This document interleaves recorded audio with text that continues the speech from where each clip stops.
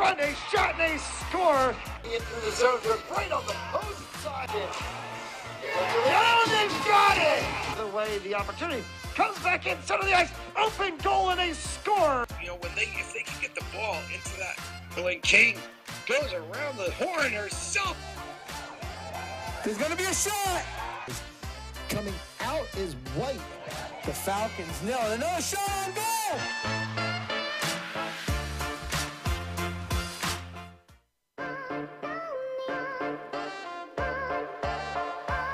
Up back the other way to the 5. Did he get in? Lynch sets back. Powers through. First down and then some. He's going to go all the way down 20. 10 to the races. Touchdown. And boards back out in front. A shot and a score. Into the zone. Right on the post side. Oh, they've got it! The way the opportunity comes back in center of the ice. Open goal, and a score. You know, if they can get the ball into that, when King goes around the horn herself.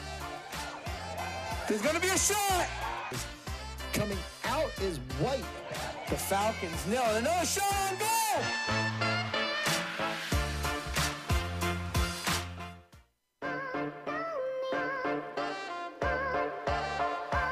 Up back the other way to the 5. Did he get in? Lynch sets back.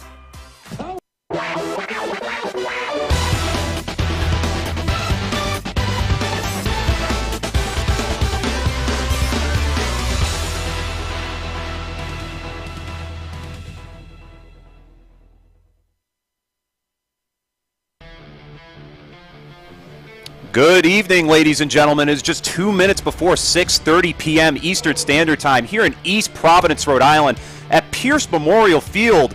Tonight's ECFL matchup, regular season matchup between the Rhode Island Cowboys and the Hartford Rebels. I am Chris Hetu, joined by my colleague Tim Duffy here in the booth tonight. Tim, how are we doing? Doing good, man. It's always good to be out here at Pierce Memorial Field on a overcast, partly cloudy Saturday afternoon with my boy Chris Hetu. You know, we got the whole gang with us today, a full squad. A full squad, full crew today. Here from East Providence, presented by Fans Only Sports Network. And this is my third Cowboys game I've been to this season. 1-1 of the games I've been to. It's a very solid team being at home. Hartford came here about a month ago and played the Rhodey Ravens. I was at that game too. They won that game 26-0. It's a very good Hartford squad, and very stout defensively. And we're in for a very good match today. You know, a couple of 4-win teams this season. Both the teams trying to crawl up in their division, and this is going to be a good one, Chris. Absolutely, especially since the season is mostly getting towards the middle part as we get towards that tail end. And right here, both teams getting set for kickoff. Temperature sitting at a comfortable 74 degrees. And both teams looking to get their 5th win of the season, but only one will walk out with that 5th W on the board. And so the Cowboys deferred, and they will be the ones to kick off this matchup.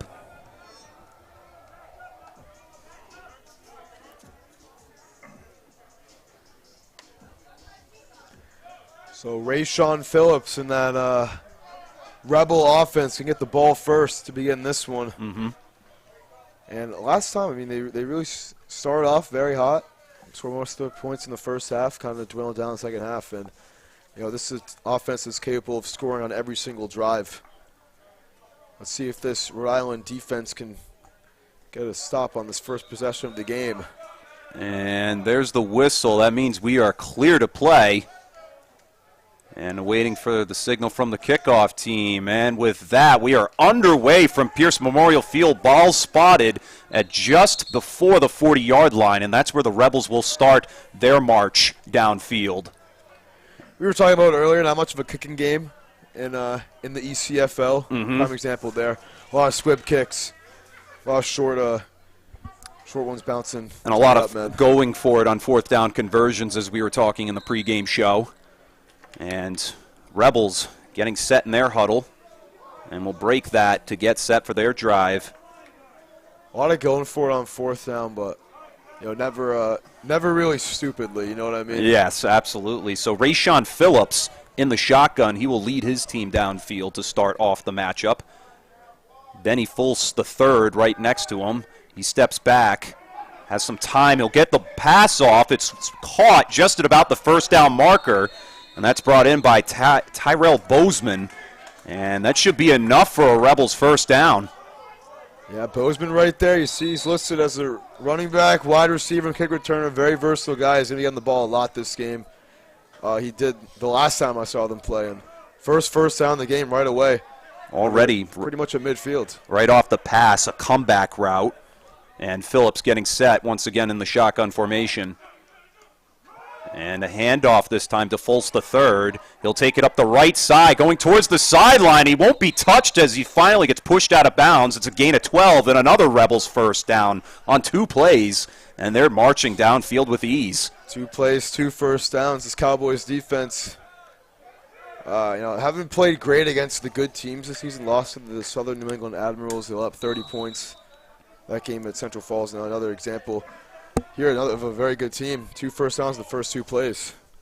And stepping back is Phillips. Pump fakes. He'll get the pass off, and it's nearly brought down there, but dropped by Chris Easter. And that'll bring up 2nd and 10 on the incompletion. Yeah, definitely not on the same page right there with Easter. I think he wasn't quite ready for it right there, and kind of just had to try to make the one-handed effort. Kind of just had to get the ball out of his hands. Phillips was feeling the pressure. And now he'll get set on 2nd and 10. Phillips. And quickly gets the pass off to the left side. Once again connecting with Bozeman. And the ball nearly dropped on the sideline. And they will call it a completed catch. So that's a gain of about 3, and that should bring up 3rd down and 7. See Dunson Payne right there. Cowboys sideline right there. Thought he got the first near takeaway of the game, but down by contact, big break for the Rebels, keeping this drive going. Phillips in the shotgun, looking to throw. Gets another pass off. Great connection there, and a nice move as he'll fall down to the turf. Easter coming away with that one. So already some good connections going between Bozeman and Easter, and it looks like the Rebels are just finding ways to make these plays occur and continue to march downfield, Tim. Yeah, another high throw there to East, but that time makes the catch, hangs on the ball, picks up an easy 16-ish yards on the play, and nearly the 20-yard line red zone chance here for the Rebels. Phillips. Nearly in a good position for 1st and goal here as Fultz the third takes it upfield, and that's a gain of about 8, and so that'll bring up 2nd and short. Interesting to see how the Rebels are going to approach this. Approach towards the goal line. Last time I saw them, they do like to pass in the red zone a lot. Wishon Phillips, I believe, had 3 touchdown passes. First one to Chris Easter, so let's see if they go that way here. Phillips fakes the handoff, the pass. It's caught in the back of the end zone. Chris Easter puts the Rebels on top. Reel that, Ron. Reel that one right there. Wow. I was right to him. He had the first touchdown last time right there.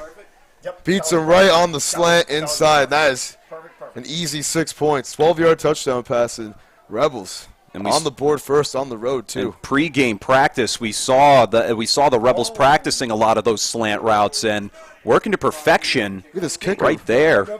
So now Josh Wheeler, the center. Look at this big man kicking. You don't see this all the time. As he gets set here for the point after try to put the Rebels up 7-0. He's a lefty too. I want to see a fake PAT. And the kick, it's up, and it is good. So the Rebels take a 7-0 lead with 11:43 left here in the first quarter. And the Cowboys defensively need to figure out on the sideline what they need to do to really make their adjustments here, but their offense really needs to get back out and get this team on track. Sure do. And this Cowboys offense, very talented.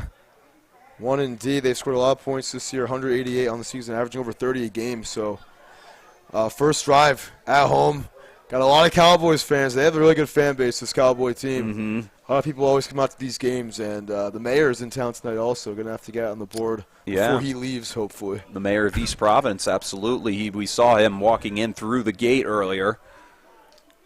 Had a very nice spiffy blue suit on. Yeah, he was looking dressed for the occasion. I wanted to say hey to him, but I didn't know his name, and I just got nervous. Yeah, just one of the. I just got a little scared there. So setting up for the kickoff is Daryl Knighton Roberto for the Rebels. Da Silva.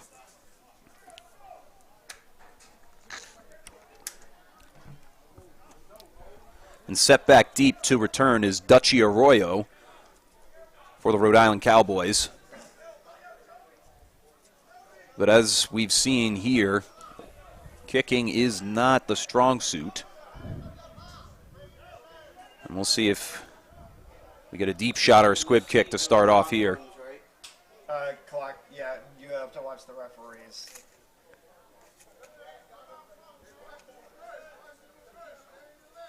And the Cowboys set back there is Arroyo. Arroyo taking it upfield. Quick little move to the left side. Breaks through one tackle. Breaks through two more. He's still on his feet and going. Breaks through. He's on the sideline. And he finally steps out of bounds just past the 30 and sets the Cowboys up in a great position. Dutchy Arroyo, ladies and gentlemen. Yeah, great position there. Spun out of the tackle, breaking a pair of defenders right there. Now Dutchy Arroyo setting his team up deep in Rebel territory. What a way to answer back. What a way to start the off Cowboys the up drive. for success right here. Now he lines up in the offensive huddle too. Probably will be playing on the outside. So the Cowboys in great real estate to start off their first possession of this one. And they break the huddle.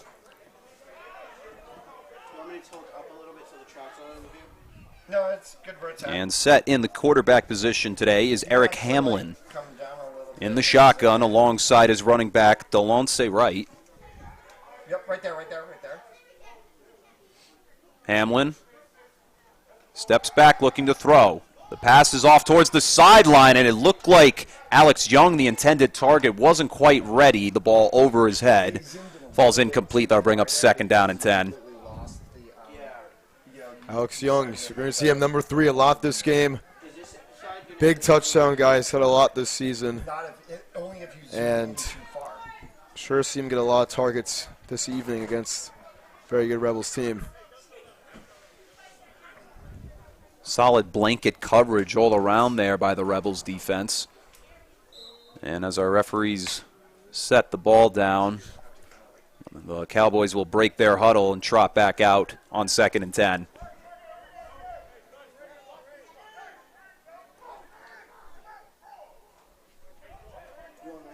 Hamlin getting set. And the snap, he'll step back, looking to throw. This one, a deep shot to the left side.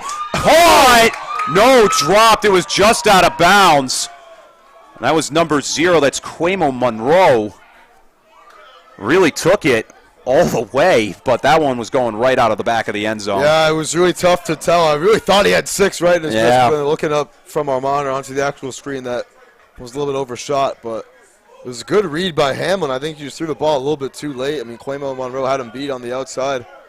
So 2 straight passes, 2 straight incompletions. That brings up 3rd down and 10. Now, kind of the Cowboys are in dangerous territory to squander this field position. If they don't get a good amount of yards here, to at least make it a 4th and manageable if they can't get the 10 yards.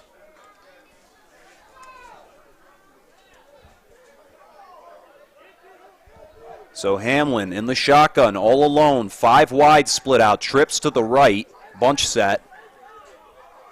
And timeout called by the Cowboys. Looks like they might have been a little out of formation, their first timeout of the half. I think we saw this a little bit when the Cowboys were playing the Admirals the other week. They kind of got flustered early. See, 2 plays in. You never want to call a timeout 2 plays into your first offensive possession. So we'll take a quick commercial break. We'll be right back for ECFL matchup between the Rhode Island Cowboys and the Hartford Rebels here on Fans Only Sports Network. Accidents happen, but they don't have to be the cause of financial hardship. Even with health insurance, an accident can result in major medical bills. Let's say you were playing football and an aggressive tackle broke your leg.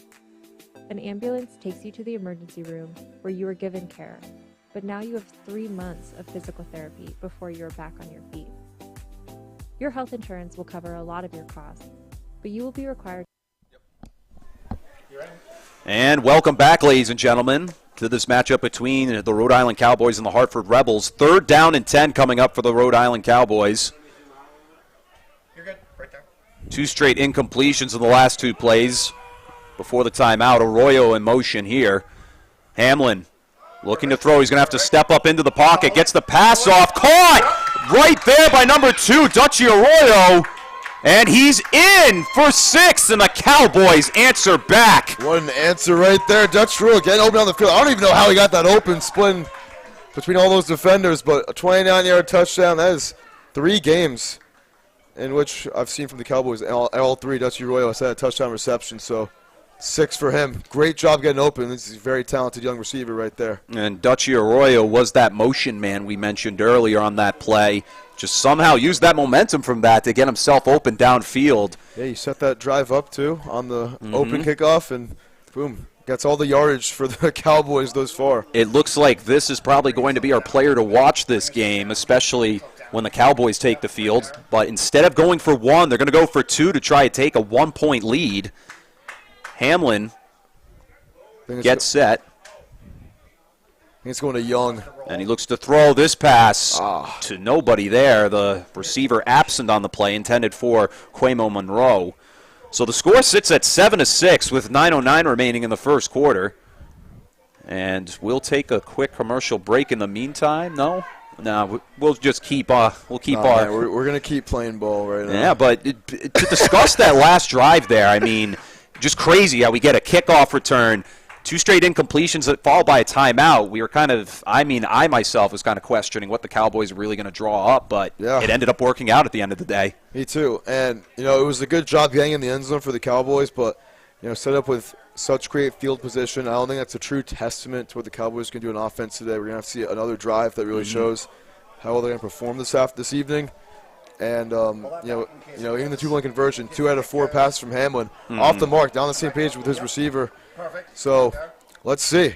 They're going to have another good drive next sequence, and they can start off stopping the Rebels first. But Rayshawn Phillips might want to have something else to say about that. Still 4 more quarters of action to go. Anything can happen as these teams have already scored on each possession. However, the Rebels lead by 1 after a good point after try.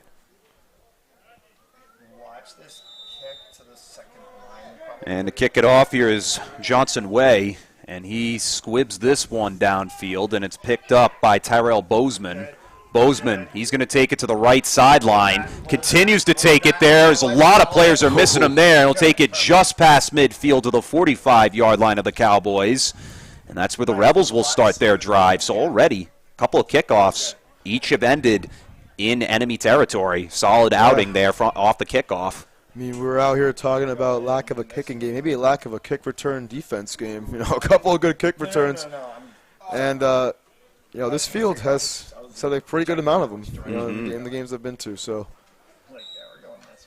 that guy number 7, Juwan Grant, he had a punt return for a touchdown last time they played on this field against the Rhody Ravens.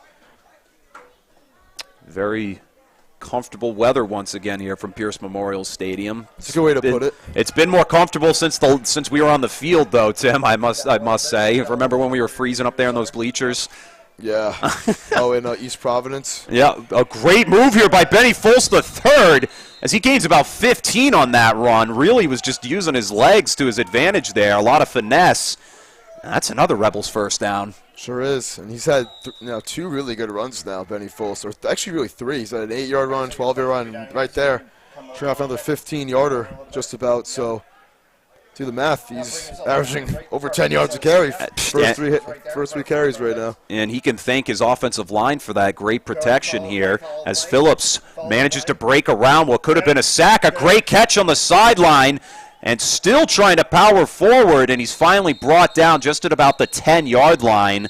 That's Travis Samuels on the play, and a flag down. So that one might be coming back.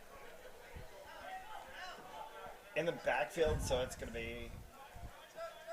Still waiting for the official call. I think it might be in the defensive backfield. Yeah. I saw some Cowboys. Penalties declined. Penalties declined, first down.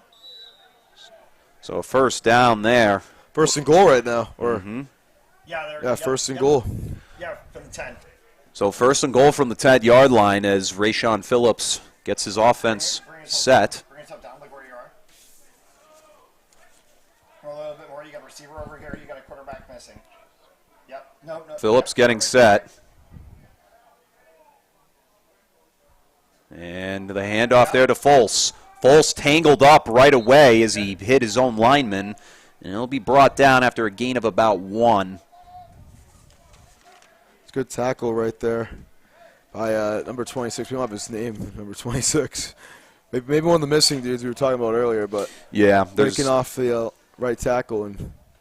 But right away, you could just see he was right on top of Foles right out of the gate, right out of his break, really, from that first sprint. Absolutely. So now Phillips back in the shotgun after the 1-yard gain on second and goal. And he steps back. Phillips, the ball thrown and tipped away, incomplete. That brings up third down and goal. Cowboys really trying to make a stand here. And third and goal now. This is a big play right here. Big play. And a chance for the Rebels to go up by 2, or by one more possession, I should say. Watch the player wide here. Good. You can zoom in a little bit. Phillips. Good. And the handoff there to Foles. Foles with space, but he's finally clogged up there and brought down just before the 5-yard line. Don't come too far back. Don't come too It's far always an interesting decision, running the ball, especially a lot of teams like that draw on third down and distance to go, but sets up a much more manageable fourth down with an elite passing offense like this one-loss Rebels team is. I mean, can't be too uncomfortable going for it here from the 5-yard line. Here we go. Big play, Chet. Big play. Big play here. 4th and goal. Rebels elect to go for it. Phillips looks to throw. The pass brought down, incomplete. Pass intended for number 85, Travis Samuels. And the Cowboys get a big stop at a flag thrown. And officials discussing it. Cowboys already walking off the field. pass interference And it looks like it's going to be a pass interference on the offense. And that will... All right, I'll take a look at it. And so it's declined. Because when we're trying to focus the ball when it's in the middle of the air, it just looks terrible. Yeah, so follow the play, not the ball. You know what he's saying? Because you were zooming in on the ball when the pass happened. And so the Cowboys, they will start their possession from the 5-yard line after the turnover on downs. After the drop pass from Travis Samuels, Rayshon Phillips intended target. And so now the Cowboys will get back out in action to see if they can take the lead for the first time in tonight's game. And then when he's throwing, you're zooming in again on the ball. You don't need to be zooming in on the ball. So frame your shot. Yep, good. You're good. All right, so 1st and 10 from their own 5. It's going to be a 95-yard march to potentially some points. The man in motion fakes it, and the handoff there in the backfield. It's going to be a loss of yards given to Delonce Wright, and a loss of about 2 on the play. So I'll bring up 2nd and 12. Definitely a tough spot to go backwards inside your own 5-yard line. About a loss of 1.5 yards on the play right there. And Tried to get a little too fancy on that gain. A lot of these Cowboys games, they really struggle to develop the run early on in the game. I mean, we kind of see it develop later on. But a lot of it is just chunk plays. I mean, they don't have consistent good runs with Josh Brandon, Delonte Wright. They got to get it going, especially good chance to do it inside their own 5-yard line right here. So Eric Hamlin getting set.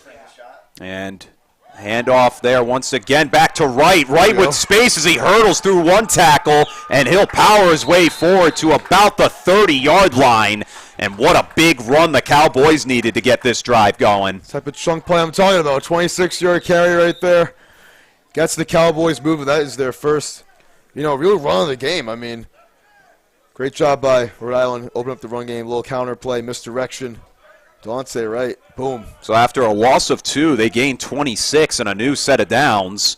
And the Cowboys will start from their own 29-yard line.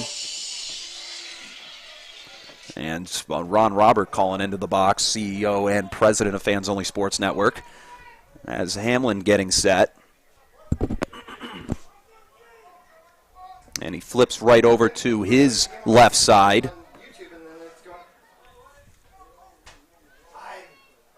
Hamlin.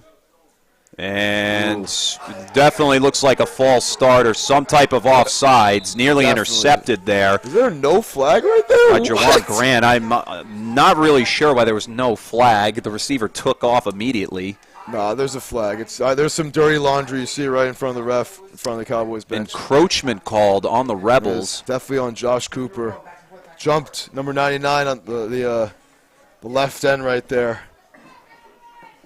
And free 5, so free 5 yards. For the Cowboys. Absolutely. That was not a good use of a free play. I think definitely got to have better awareness for the Cowboys receivers. Seeing that. And that's something. Get downfield. I mean, try to get deep shots, a free play. And that's something we saw on the first possession was lack of awareness at times from this wide-out core. So we'll see if they can make that adjustment going forward as we rapidly approach the end of the first quarter, just under 3 minutes and 15 seconds. Hamlin getting set. And gets the snap, fakes the handoff. He'll get the ball over to Quamo Monroe. Monroe breaking through that with that move and across for a gain of about 8 or 9 and another Cowboys first down. Yeah, a little sticky right there, getting that user juke, getting to the outside, pick up the first down. That is the type of completion this Cowboys team needs to be confident. I mean, only 2 completions now for the Cowboys, first since the touchdown pass. And, a quick step and throw, nice little screen pass, and Quamo Monroe doing the rest. We saw him a 50-yard touchdown, me and Matt Jolis, about 2 months ago on a screen pass. So he's very magical when he has the ball in his hands. So this offense definitely gaining some confidence after the past 2 series they've had, including this one, as this is the second. But things are starting to click slowly but surely. But we'll see if they can make pay dirt at the end of this one. Getting set once again. Hamlin steps back. Pressure coming around the edges. He gets this ball off deep towards Arroyo, but it's going to be way out of reach and incomplete. Yeah, Juwan Grant, step for step with Dutch Arroyo. He got him beat last time on the touchdown, and right there, good DP play. It was better than the receiver play right there. Just some lockdown type of stuff. And we've seen Dutchy, a couple of games ago, against the Admirals, he was getting clamps for 3.5 quarters, had a 40-yard touchdown at the end of the fourth quarter. But he's had trouble getting some separation against these bigger guys. This is a kid who just graduated from high school, from Central Falls, right around the corner. But he's finding his way. He's making plays when he has to. He's the reason why they're on the board right now. So now 2nd and 10 from just past the 40 at about the 41, 42-yard line. Hamlin with dual set right next to him. He'll send the man in motion. That's Keenan Hatch off to the sideline over there, split out wide. And Hamlin fakes the pump, the pass, and another one to Delonce Wright. And Wright, he gains about 15. That's another Cowboys first down. Yeah, Delonce Wright, he's got 4 fantasy points on this drive right now. 41 rushing yards up for 2 carries. Really just taking turns on who's going to, be the offensive playmaker this series. And now It's been all Delonte Wright. So a timeout called by the Rebels, their first timeout of the half. And the score sitting at 7-6 with 50 seconds remaining in quarter number 1 between the Rhode Island Cowboys and the Hartford Rebels right here on Fans Only Sports Network. We'll be right back after the commercial break. Cut back the other way to the 5. Did he get in? Lynch sets back. Powers through. First down and then some. He's going to go all the way down 20. 10 to the races. Touchdown. And Borth back out in front. A shot and a score. Into the zone. Right on the post side. Oh, they've got it. The way the opportunity comes back in center of the ice. Open goal and a score. You know, if they can get the ball into that, when King goes around the horn herself. There's going to be a shot. Coming out is White. The Falcons nil. Another shot on goal.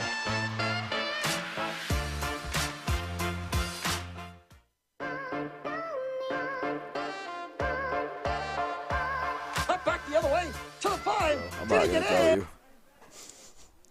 So welcome back to more East Coast Football League action. Your score sitting at 7-6 as the Hartford Rebels lead the Rhode Island Cowboys. Cowboys, though, Tim, on this possession have been stellar so far as they have a new set of downs just before the Rebels' 40-yard line. Sure have. You know, I had 3 first downs in this drive. This drive that started at their own 4-yard line, 5-yard line. Moving the ball well. Hamlin steps way back, deep outside the pocket. He gets the pass off before he gets sacked, and the catch is made by Alex Young deep over the middle. A nice post route, and the Cowboys yet again thread the needle on another first down. Yeah, what a dot from Hammond over the middle, splitting the defenders. Alex Young for his first target of the game. You know, we've seen him be spectacular this season, number 3. And good way to get things going before the first quarter ends. Big shove in the middle, gets his team in the red zone. Now they're at the 19-yard line, so big gain. Big gain. And a big setup for Rhode Island as they break the huddle. And you're going to see Eric Hamlin. He loves to air it out with that left hand. And you know, most of his pass attempts this evening have had a lot of velocity to him.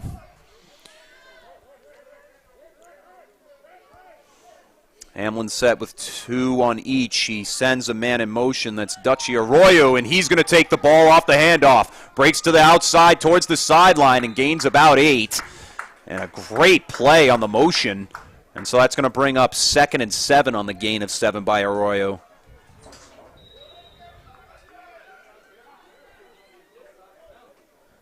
Little touch pass right there. Going to go in the books as the reception for Dutchy Arroyo. A cheeky little jet touch pass. Yeah, that was very cheeky. That's a good word for it. Cheeky how it goes in the stats as a completion, that pass. The cheeky stats. They should have a subsection called that. The Mickey Mouse stats. The Mickey Mouse stats. Yeah, but, you know, Arroyo just adding on to his box score numbers right now with that one. So the first quarter about to come to a conclusion.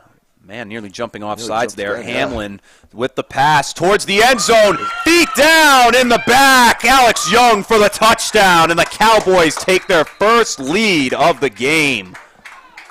Alex Young, that's 6 in the back of the end zone. Getting past, there was number 19 right there, Alejandro Bonilla for the Rebels. And 2 touchdown passes in this first quarter for Hamlin. He's one of the league leaders and going for 2 now, trying to make it a 7-point game.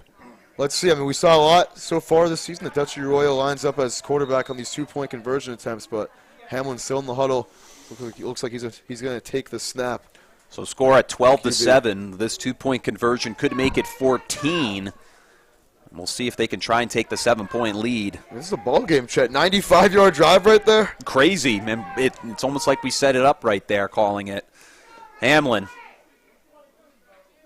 steps back, the pass. This one, a fade to the corner of the end zone. Did he get his feet down? Goodness. They're going to say he did. It's good for 2. That's number 0. That's Cremo Monroe. And the Cowboys take a 14-7 lead with that 2-point try. That is Quamo Monroe with some toe drag swag in the back of the end zone. Textbook. On the fade, they tried going to him last time on the 2-point try. Again, that one-on-one coverage, Hamlin and Monroe right there on the same page finally. And could not have put it in a better spot. Eric Hamlin that was just a picturesque goal line fade route. And I think that's going to end the quarter right there, Chris. And that should end the first quarter. Score sits at 14-7 after 1, as both teams will flip sides. Yep, they're going to kick from, second quarter. It's tough to tell the time in these games. We don't have a scoreboard keeper here to get the exact score. I know ECFL goes by different time rules. They go by NCAA rules when it comes to, like, first downs and stopping the clock to move the chains. And it'll start on incomplete pass after a certain amount of time, too, before the 2-minute warning.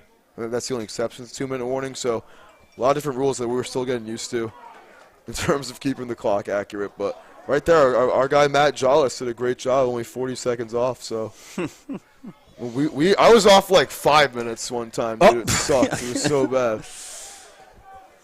So 15 solid minutes to go in this first half. Cowboys once again lead it 14-7.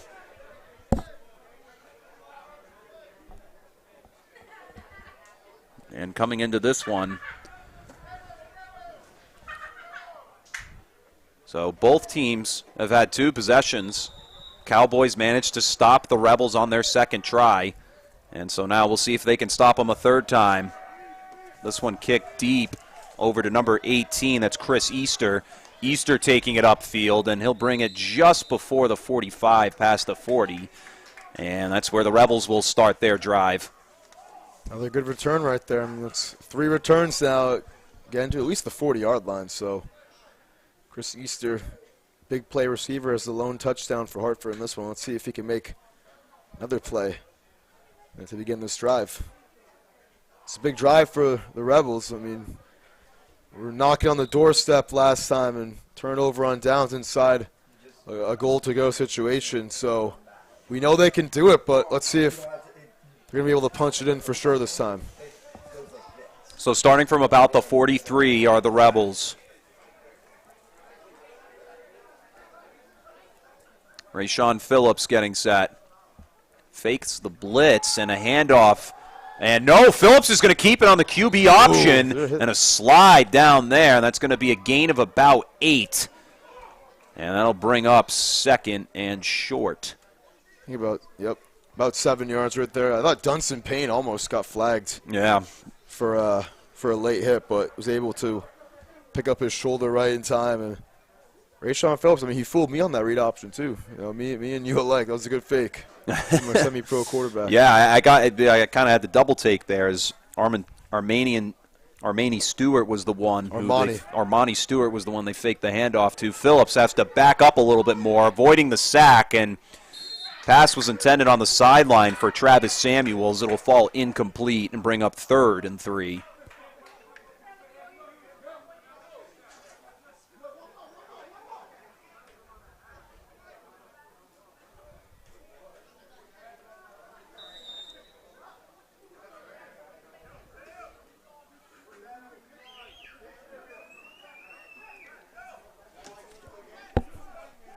Third and 3.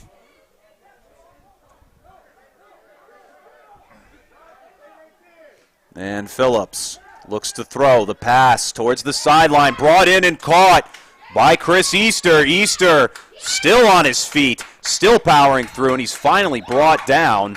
Helmet off by one of the Cowboys.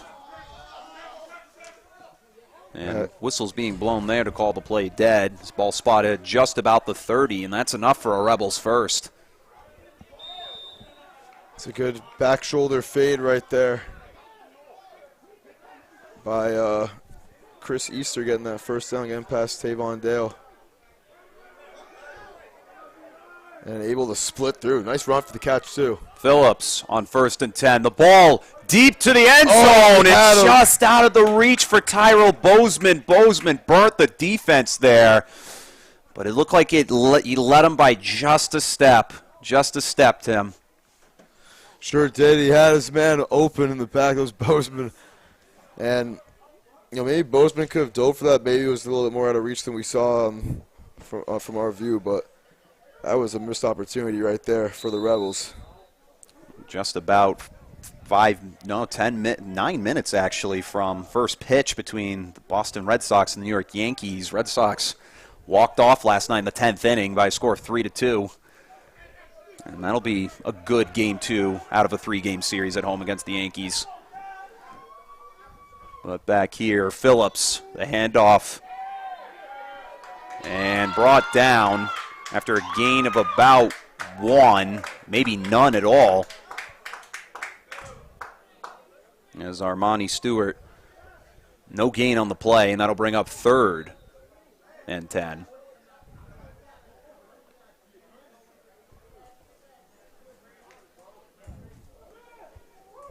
It's kind of been the Rebels who have had a tough time getting their run game going as well.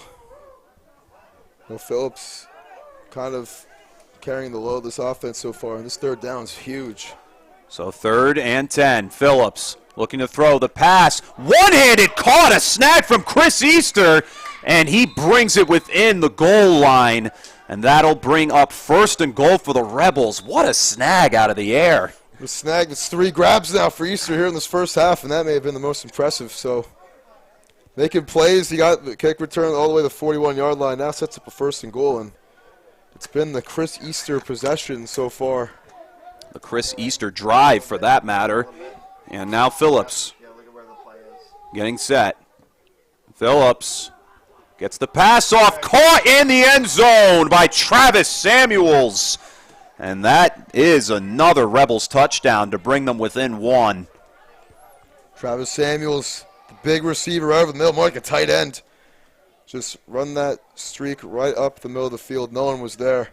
That was an easy 6 points for Samuels. Phillips might not have an easier touchdown pass than that today. So the Rebels will set up for the point after try. Score sits at 14-13 with 11:34 remaining in the second quarter.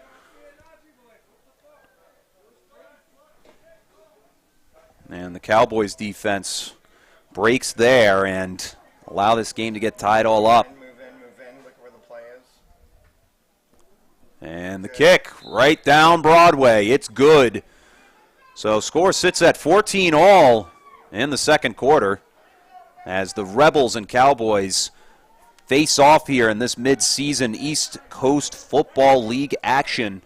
We'll take a quick commercial break and be right back. Pharmaceutical company Prevacus says their new concussion medication Prevacol helps repair nerves and promote cell growth. We can get the drug in the brain in less than 5 minutes. And our plan is when we get that diagnosis on the field of play, give the drug nasally, get it in the brain quickly. When it gets in the brain, it actually gets into the nucleus of your brain cells, and it reduces swelling, inflammation, and oxidative stress at the same time. When Jake and I first talked about this many years ago, one of my first questions was, will this help me? And he goes, no, this is for treatment immediately when a concussion or you think a concussion has occurred. Yeah. The acute problems that exist later on in life, if we can take care of these at an early age and start getting some of these things to our children and grandchildren, and I think we can make this game, our game, football, a safer place. And so the whole goal is we're trying to make the game safer. And so Odyssey and this drug. And back here for the kickoff.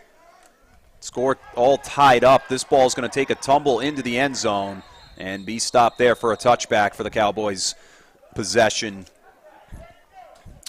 No return there. They've been successful on both of their drives to start this game in the first half. We'll see if they can convert once again and continue the lead and try and retake the lead that they just gotten for the first time. So, Duffy, what are we looking for that we've seen in the positive light from the last few possessions that the Cowboys need to do to get more points on the board? I think just keep that run game going strong. I mean, they had 3 really good runs with Delonte Wright last time out here, and 2 touchdown passes for Hamlin. I mean, they've really run to set up the pass in this game so far. I mean, running the ball, getting those first downs, but also, making it up with some play action passes too, getting some open receivers downfield. So we have to mix it up, but especially keep that run game going so they're able to deceive this Rebel defense in more ways than one. So the drive starting from the 25 after the touchback, the first time we've had a touchback in this game today. And the Cowboys starting a 75-yard drive. They managed to convert on a 95-yard drive. We'll see if they can repeat that.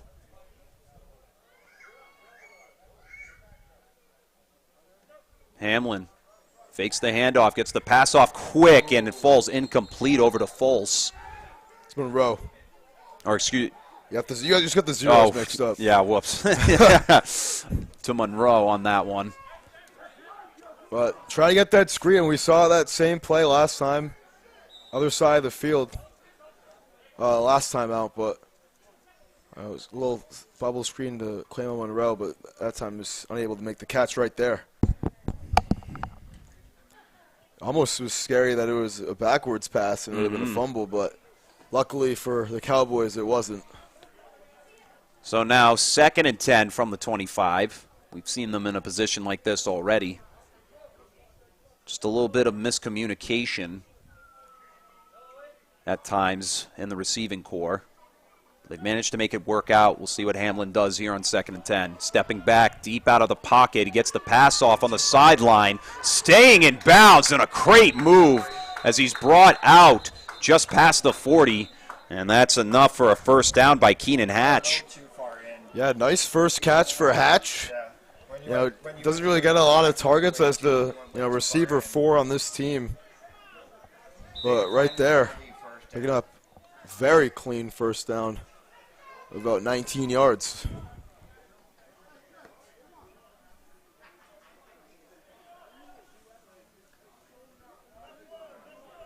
So a 19-yard gain after that incompleted pass. Penalty for late hit out of bounds declined. And the penalty for a late hit out of bounds is declined. The Cowboys will take the yardage they already have. I don't know why that would be declined. I don't know if the rules are different that doesn't add on, but probably not. Yeah, it's weird. It's not like the No Fun League. Yeah. So Hamlin getting set. This is the East Coast Football League. Yeah, this is the East Coast Football League, baby, not the No Fun League. And tackled behind the line of scrimmage was number 21, Delonce Wright. And we have a number for who tackled him in the backfield.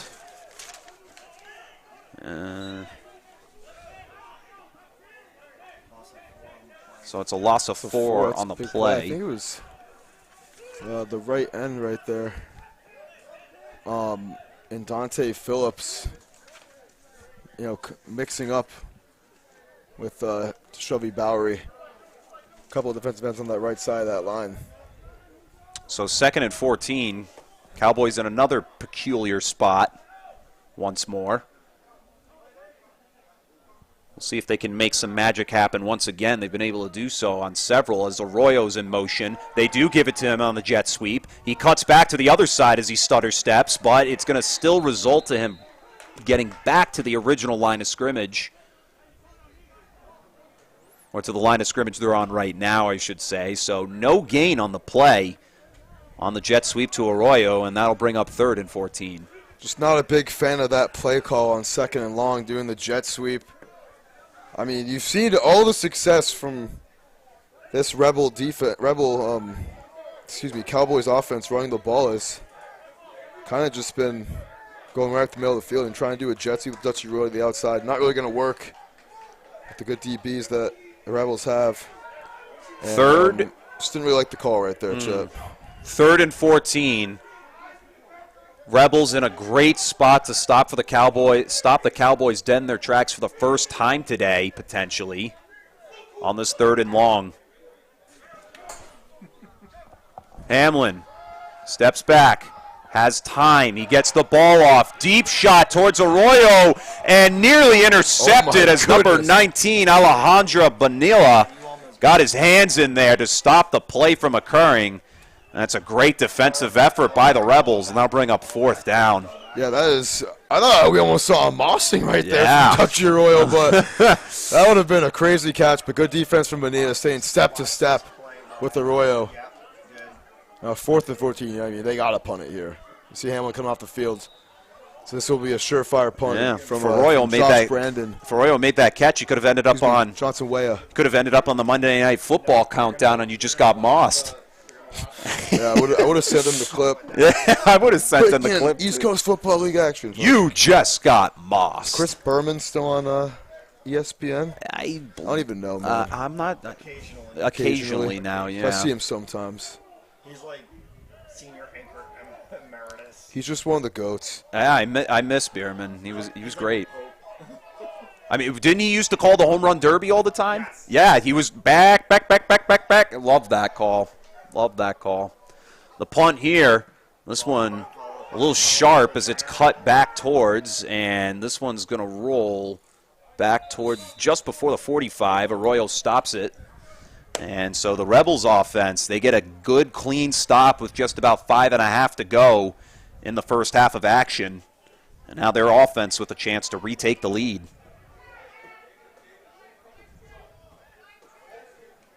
Yeah, this Rebels team, I mean, they've come marching on all 3 of their drives. Nearly being touchdown, so perfect chance for them to go back in front and,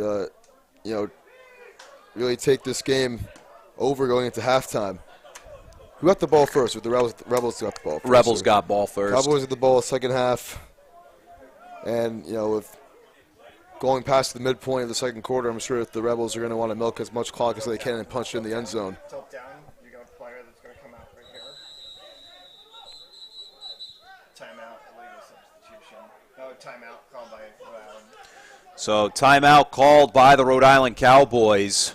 And we'll take a quick commercial break while they talk things over here on Fans Only Sports Network. Score sits at 14-all.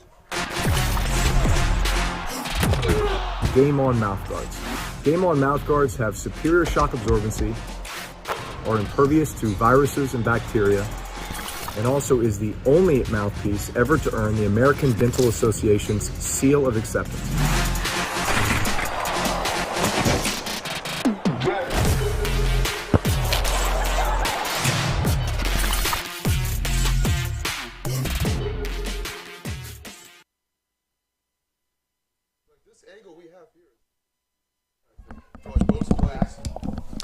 And back after the timeout call by Rhode Island.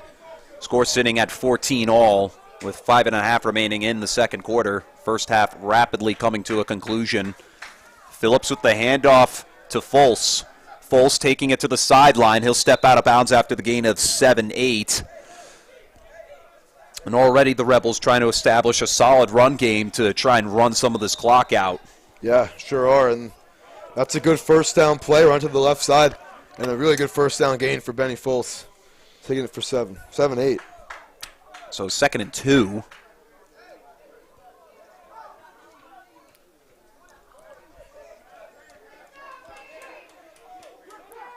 And Phillips. And the handoff to Fultz again as he takes it up that left side. Left side has been perfect hole for him all day long. And a first down for the Rebels on this drive. Sets them up at about the 30. Cowboys defense, we saw them discussing things over on the sideline for adjustment. And so far, those adjustments haven't come to fruition just yet. And they need to do a lot. Now they're knocking on the doorstep once again. I mean, 30-yard line, they're almost in the red zone, the blink of an eye. Phillips drops down, and the pass. Is it caught? No, it's going to fall incomplete to Stewart. That was a tight throw into traffic. Samuels, the intended target. Yeah, that Samuels with that big body was going to come down the middle of the field to make that catch, but good defense from one of the Dale brothers right there. And helping jar that ball loose. So now coming into the backfield is number 25, Armani Stewart. Right next to Phillips in the shotgun. And Phillips, he'll give it to Stewart. Taking it up the gut, and ball loose as it falls down. It's recovered by the Cowboys. Give credit to the fumble recovery to number 8. That's Joey Diaz. The defensive end somehow ends up all the way upfield, managing to get that ball back for his team, and the Cowboys, they get a big stop right there. That is a huge takeaway. Not sure who punched it loose, but Joey Diaz, right place at the right time, falling on top of that one. And a very tough fumble from Benny Folst right there, right up the middle. He's going so great on the drive. He's going so well on the drive. And just like that, Cowboys with a chance, going into halftime to take the lead and get the ball back. They can make this 2 possessions in a row if they want to. Can the Cowboys take the lead? Only time will tell, with just about 3.5 remaining now in the second quarter. And Cowboys finally break the huddle and will head out. Ball spotted just past the 20 at about the 22 yard line. As Hamlin steps back. Looks to throw the ball towards the sideline. Going to be out of the reach. Intended for Keenan Hatch. And that'll bring up 2nd and 10 on the incompletion. Try to get Hatch on that corner. And he had him open. Definitely got by his defender right there. But not on the same page all the way and a little bit overthrown from Eric Hamlin right there on 1st down. That brings up 2nd and 10.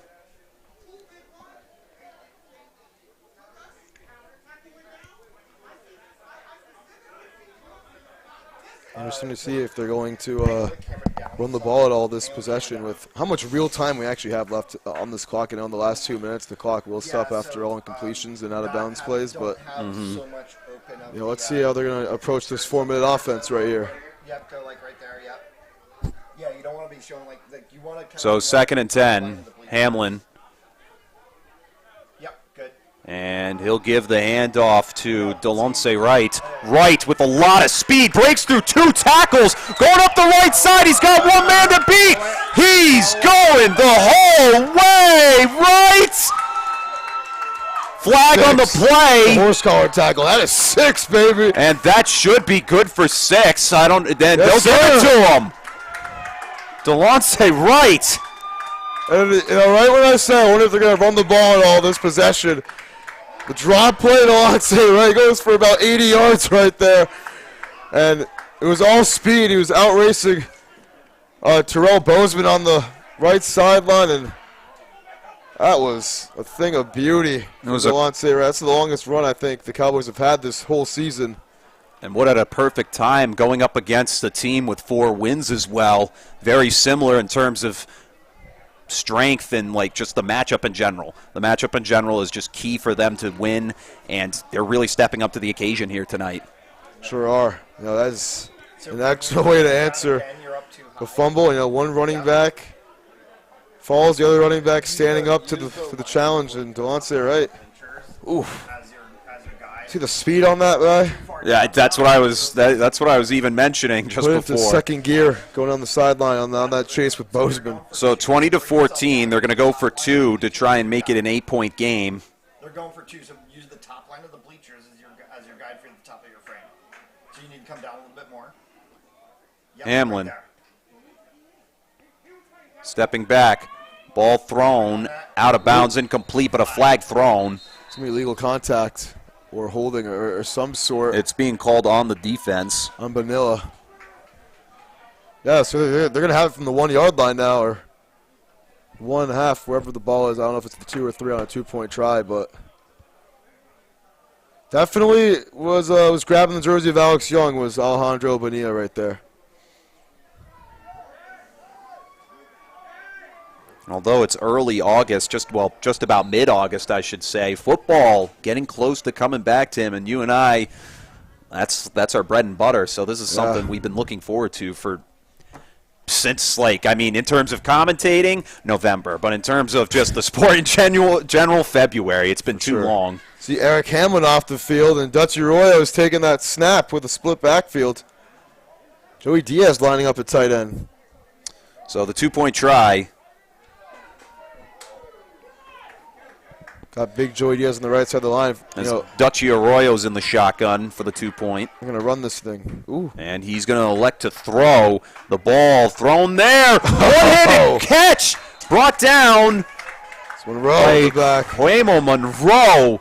And the Cowboys take a 22-14 lead. That is absolutely beautiful 2-point conversions we've seen from Clam Monroe convert. We had the toe tap last time. This time a one-handed snag in the back of the end zone with the left hand, too. And see Dutch Arroyo dancing on the sideline right there. This Cowboys team is loving it right now with minimal time remaining here in this first half.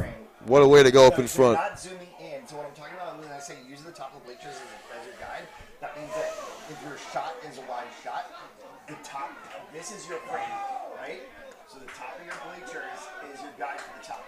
So with just under a minute remaining, Cowboys set themselves up, Tim, in a great position to take the lead. They did get stopped on the drive before. However, on this one, really turn it around after the turnover, using that momentum. And they're in a good spot going into halftime. I just want to shout out my girl Harvey from Park Ave Dunk. She was texting me, great job calling this game. I didn't know she would be watching the stream, so that's pretty lit. Yeah, big shout out there. Thank you for tuning in. To me and Duffy, it's always a dynamic duo here on Fans Only Sports Network. Yep, Chet and Duffy. Go check out our podcast on fansonlysports.com. Unapologetic with Chet and Duffy, that airs every Thursday at 7 p.m. Eastern right here on Fans Only Sports Network. Check us out for any of our hot topic calls on the NFL as the season's rapidly approaching here on the kickoff. This one brought up by number 18, Chris Easter, and he'll be stopped at just past the 20-yard line before what would have been the touchback. I know the clock hasn't been running because the clock's actually ahead. All right, there you So go. our clock is actually ahead. We're getting word. 3:50 left to go. 3:50 left to go? So they were just yelling 3:50 from the field. So 3 minutes and 50 seconds remaining in this one. So a real 4-minute drive right here for the Rebels.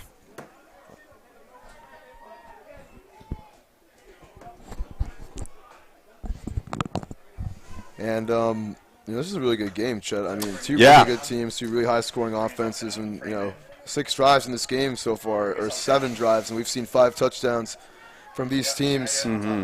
Still a whole nother half of action to go. Anything can happen, but this game has been all Cowboys so far. Rebels have been doing a solid job of staying in it, but they need to do a little bit more to keep ahead. This pass, great completion over to Travis Samuels, and he goes all the way past midfield into enemy territory.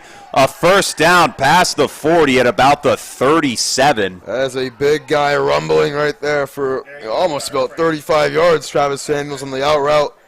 And, back to what you're saying, Chet. I would say that the Rebels, they've been very much so in this game. They've played I think you can argue that they've played, better than the Cowboys have offensively. Just a couple of mistakes have kind of halted them because they've been inside the 25 all 4 drives so far.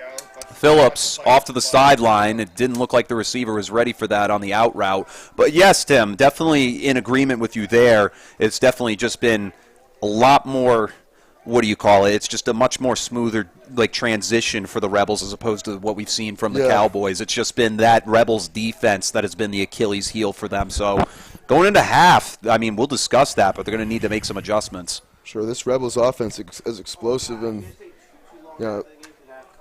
they might give us a 6th touchdown. Phillips, the pass over the middle, dropped by Samuels. He was knocked to the turf really hard.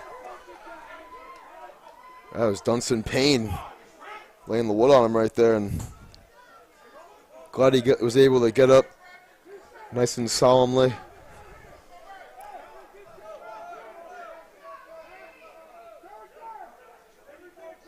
So 3rd and 10. Rebels looking to get back on the scoreboard just before the half.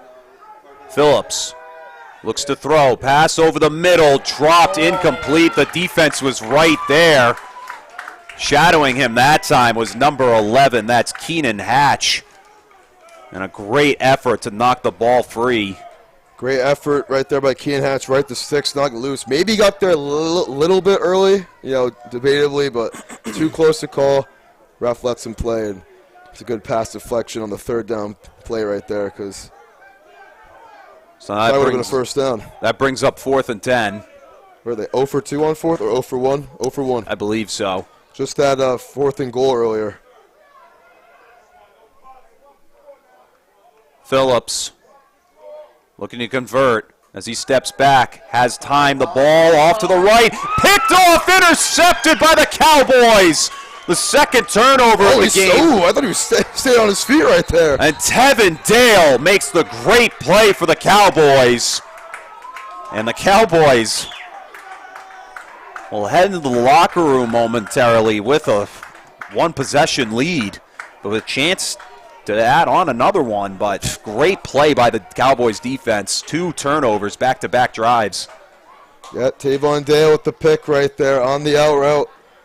And, Phillips had to get rid of it on 4th down. Can't take the sack. Just got to throw it up to somebody at that point. Didn't really have a great chance to see the play develop. And, a much-needed takeaway on back-to-back possessions for the Cowboys.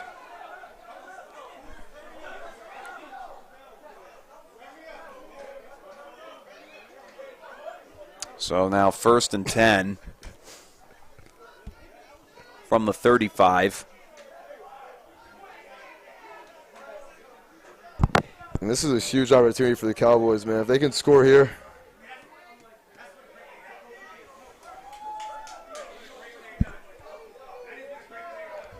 You're missing the cover guys back here. There you go. They will be in great hands. Hamlin. Second half. Sorry, I didn't finish my sentence. I left a predicate for you right there. Fakes the handoff to Arroyo. It's taken in by Wright. And Wright tackled in the backfield.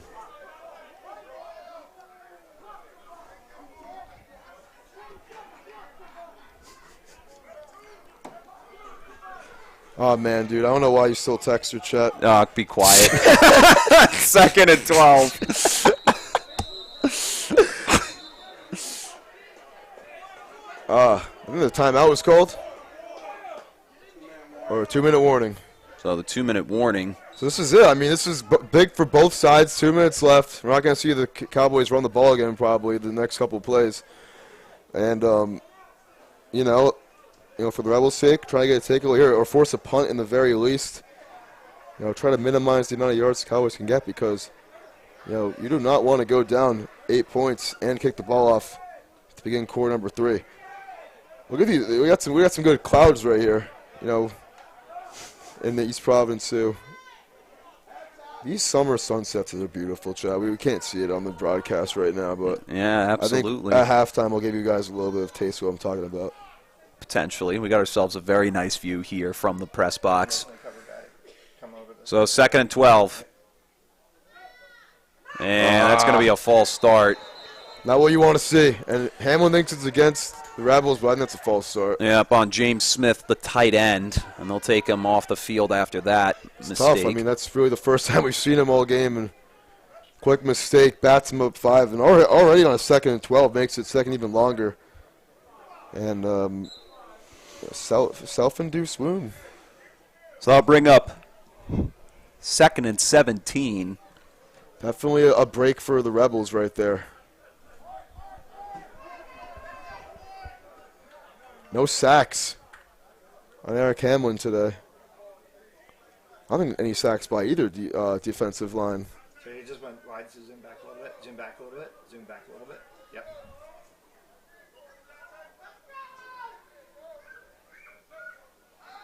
Hamlin throws off to the his right side. This one taken in by Quamo Monroe. And just like that, he'll take it across for another Cowboys first down on the gain of 18-19 on the play. You see that screenplay, you know who it is. It's Quamo Monroe on the right sideline, putting into the second gear right there, picking up 19 on 2nd and 17. Are you kidding me? How do you let that up by the Rebels defense in the last minute and a half of this first half? I don't know, but that might be a play they look back at if the Cowboys score here, or even if they don't, honestly, as one that changed the game. I mean, the players that you have to look at for this offense really are Quamo Monroe, Dutchy Arroyo, and then Delonce Wright. These guys are just the speed factor, and that's what the Cowboys too. And of course, it's just these guys bring a lot of speed to the table, and that's their core is their speed, and we're seeing that put on show tonight. Hamlin back in the shotgun, steps back, way out of the pocket. He's going to have to step back into it. Pass deep downfield, way too far out of the reach intended for Alex Young, as he was double covered. Definitely went to his first read there. You could tell that Young was, and a little bit of scuffle over by the original line of scrimmage between the offense and defensive linemen.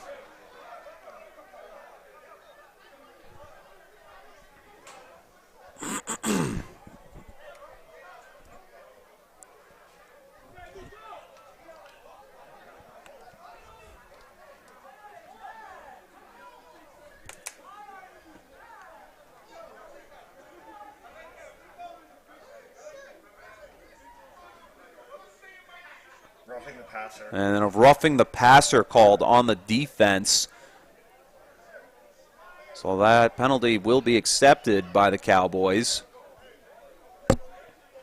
And now we know why the scuffle was happening in the backfield. An offensive lineman just trying to protect their quarterback. That's 15 yards. Wow. 15 free yards, and bad decision making from whoever on the Rebels did that right there. Emotions definitely kicking into high gear for them as they trail just before the half, but there's still a whole lot of football to be had. So Cowboys looking to make do with the free yards they just gained on that penalty.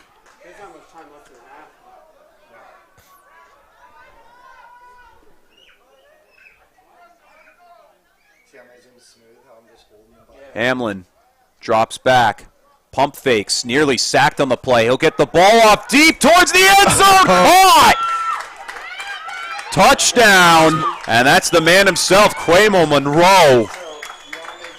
And the Cowboys add on just before time expires in half number one. Absolute thing of beauty. The rainbow down the right sideline. Monroe, I mean, the speedster, we said it all after. That's his 5th catch here in this first half. On pace for a dangerous game with a couple of 2-point conversions, too, getting his first touchdown right there. That is a thing of beauty. As he was, no one was within 10 yards of him right there. I mean, that was crazy. So the score now up by 2 touchdowns. Well, 2 possessions. The score will sit at 28-14. Going for 2 again. We see Joey Diaz in that huddle, so I think Dutch Arroyo was probably going to line up at quarterback. And if they're successful on this 2-point conversion, this will put them up by 3 possessions going into halftime as they break the huddle. And Dutchy Arroyo back in at the quarterback position for this 2-point try.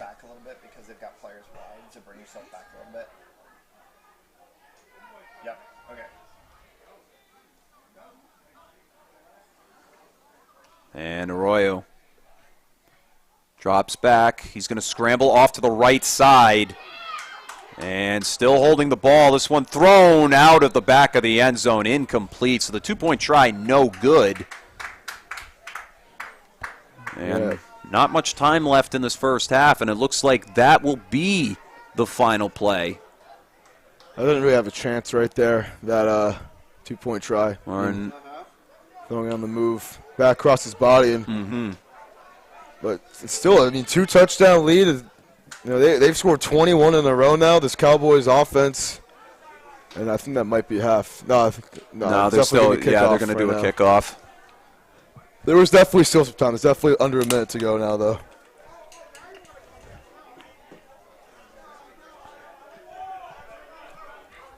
So, again, you're look where your camera's up. Why your camera up? See how it's done here? Yeah. Come down a little bit more. Top of the bleachers is your frame. Yep.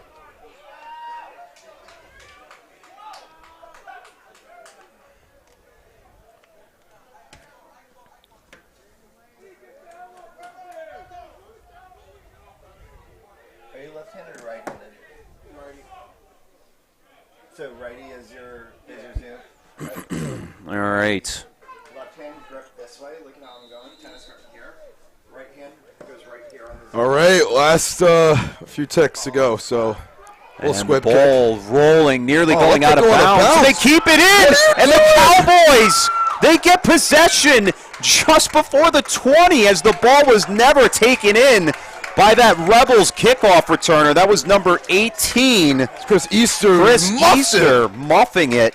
I don't know what Easter was doing. I mean, they might say because he picked it up, and I don't know if you've seen that clip in the past. You know, Randall Cobb putting his leg out of bounds, so he's picking it up on the kickoff. I think Easter looked like he was almost trying to do that, but inadvertently. The refs are talking about it right now. But I think that is a muff. It's a clean pickup. Absolutely. And I think it was number 16, maybe Zig Crawley, who picked it up. I couldn't really tell for the Cowboys, but what a terrible mistake from Chris Easter with, teenage or teen seconds to go in this first half. That's just a terrible mistake, and the refs are still talking about it, as you can see.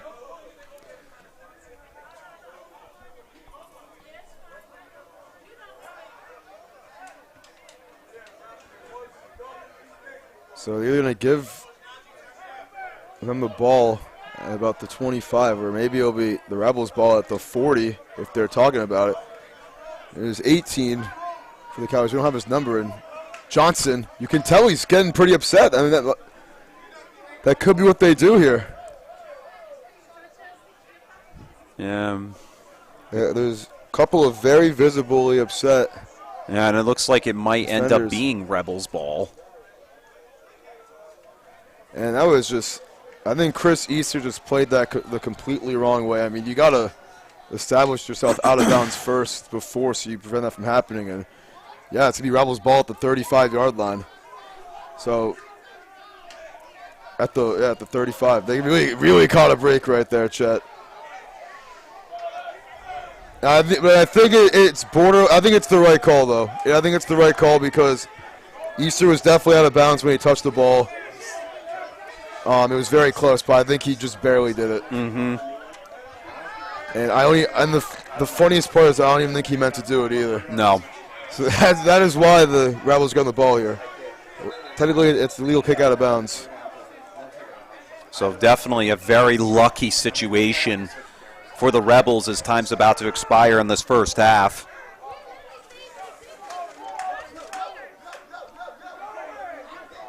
I mean, the Rebels, they have not looked like they have. They do not look like themselves this whole second quarter. That first quarter, a couple touchdowns, some really good drives. Could have had touchdowns on their first 3 drives if they wanted to, but 2 turnovers in a row. It's just tough to bounce back from that, allowing 21 straight points like this. It's just very disheartening on the road.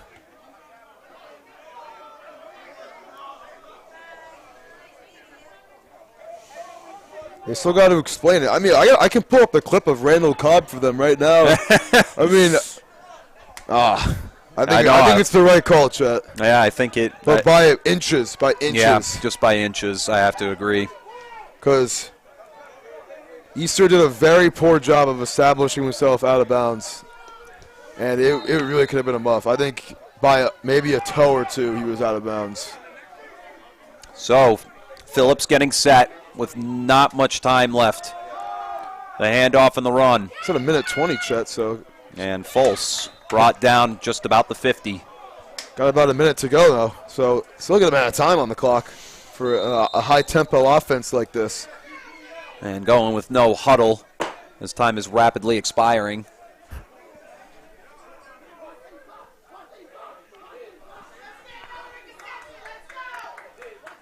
And Phillips. Pump fakes. He's brought down and sacked in the backfield by number 4. That's Dunstan Payne getting on Rashawn Phillips. That's that first sack of the game. That's that first sack of the game we were talking about earlier from either side. Getting that pressure in this high-scoring attack. And Cowboys defense, continuing this impressive quarter they've had. They've been doing everything right so far in the first half to keep the lead that they've had, and their offense has just been helping the defense in every which way. I think they burned their timeout right there.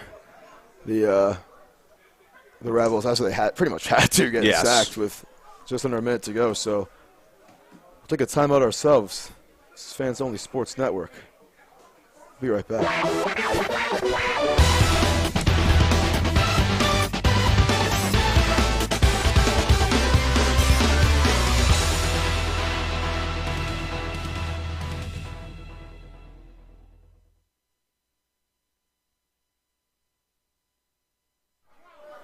And back after that quick commercial break.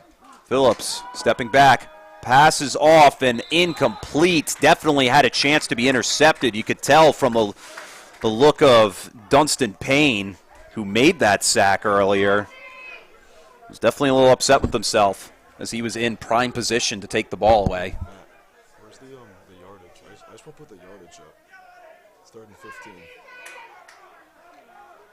This way? Yeah. No, right, we're going this way, yeah. So that brings up 3rd down and 15.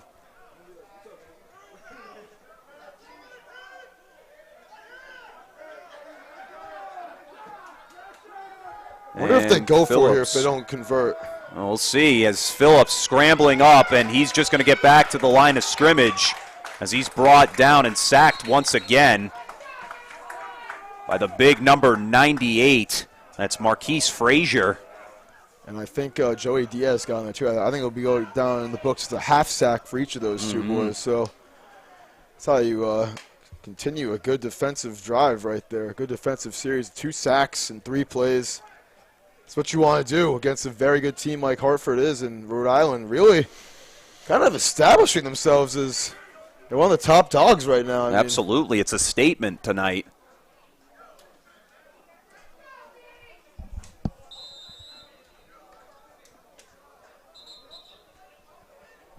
Where's 4th down? How do you do 4th down? So now 4th and 15. Rebels called their final timeout of the half.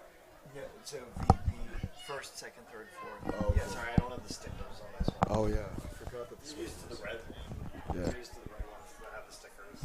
Mine, I just, I know off my head, so I just... Yeah. We're going to punt it for the first time. So 2nd quarter for the Rebels. I mean, we've seen, now we're going to see a punt. We saw interception, lost fumble, turnover on downs. I mean, this has been some tough sledding for this Rebel squad. 4th and long as they're going to just elect to punt. And this kick going got in deep, there, dude. Nearly touching one of their own players, and the Rebels will stop the ball just before the 30. And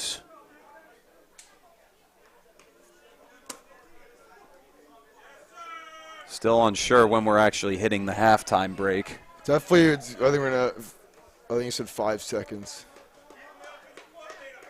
I think this is probably the last play.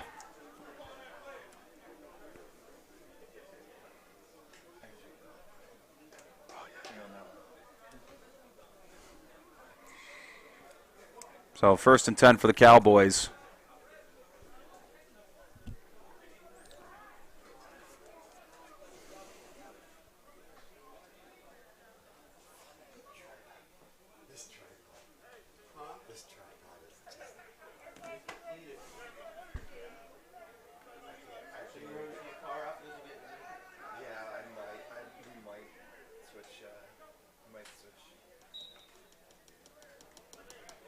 And they take the knee, and that'll take us to halftime. So as we hit the halftime break, Tim, score 28-14. And I had mentioned this just before. What are the Rebels' defense going to have to do to really keep them in this? Because so far they've had little to no answer against the Cowboys, this Cowboys offense. Just apply some pressure on Eric Hamlin, excuse me. I mean, they have some good guys on the edge, and Josh Cooper and other guys in the middle of the defensive line. Some of the names right there. But I mean, they really haven't gotten to him all day. Hamlin's had a lot of time in the pocket all evening, 3 touchdown passes in this first half, and, they all looked pretty easy as a result of having a lot of time in the pocket, letting these plays develop. So, got to force some pressure via the Rebels defense, Rebels offense. Just get back to what you're doing best. I mean, that's just getting open plays, easy, quick routes, and, they've been trying to force a lot of things, do a little bit more complicated stuff, and I don't think it's worked in their favor at all so far, especially after the 2 turnovers. It's just been tough for the Rebels. But this Cowboys team, it's been all them in this first half. 4 touchdowns, 3 unanswered, as they were down 14-6 earlier in this one. So it's been a very valiant effort. Definitely. All these points back on the board for Eric Hamlin and his squad. So Cowboys lead the Rebels with a score of 28-14. We'll take a break, as both of these teams too will do as well. You're watching ECFL football right here on Fans Only Sports Network. We'll be right back for the start of the second half.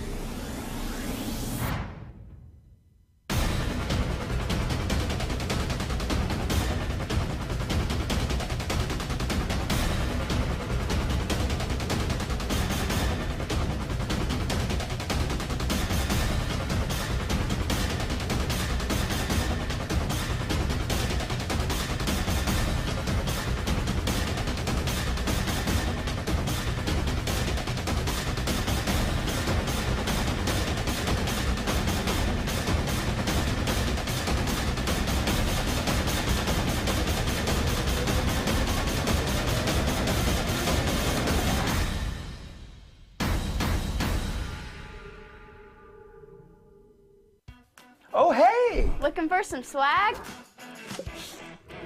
Here at My Custom Swag, we will imprint, embroider, or laser engrave your name or message on practically anything you want. Water bottles, t-shirts, jackets, caps, banners, business cards. We'll even wrap your company vehicle in vinyl. Best of all, we won't break the bank. There's no minimum order required on most items. My Custom Swag is a proud American family-owned and operated business. So let's get creative. Express yourself and call My Custom Swag or visit mycustomswag.com today. Riddell has been at the forefront of innovation in football equipment. By combining the latest manufacturing methods, cutting-edge technology, and data, we're creating next-generation protection for players. When we introduced SpeedFlex, a shell that flexes to reduce impact forces to the player, we didn't just change the game of helmet design, we created an icon. And that wasn't all. We also introduced our pioneering Insight Smart Helmet technology, collecting impact data that shapes the way we think about head protection. After this step forward, we developed Precision Fit, a process that uses 3D scanning to build a truly customized interior. And now, our Diamond technology reimagines the DNA of the helmet. The new 3D printed lattice liner system uses our latest data to allow impact absorption to be custom tuned. It's this same data that's driving our development of even more customized protection, position-specific helmets, and we won't stop there. We're leading the way to a future where helmets are designed for an individual athlete's playing style, creating a new generation of helmets that are as unique as the players who wear them. Our engineers are designing the future of the game today.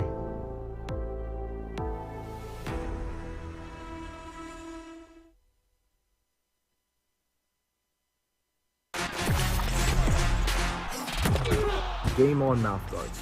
Game On mouthguards have superior shock absorbency, are impervious to viruses and bacteria, and also is the only mouthpiece ever to earn the American Dental Association's seal of acceptance.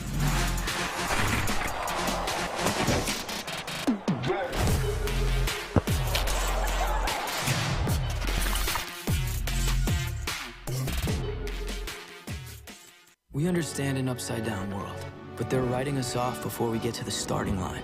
A stalled generation? Who do you think is gonna fix all this? We will, because our future is the future. The next greatest generation is now.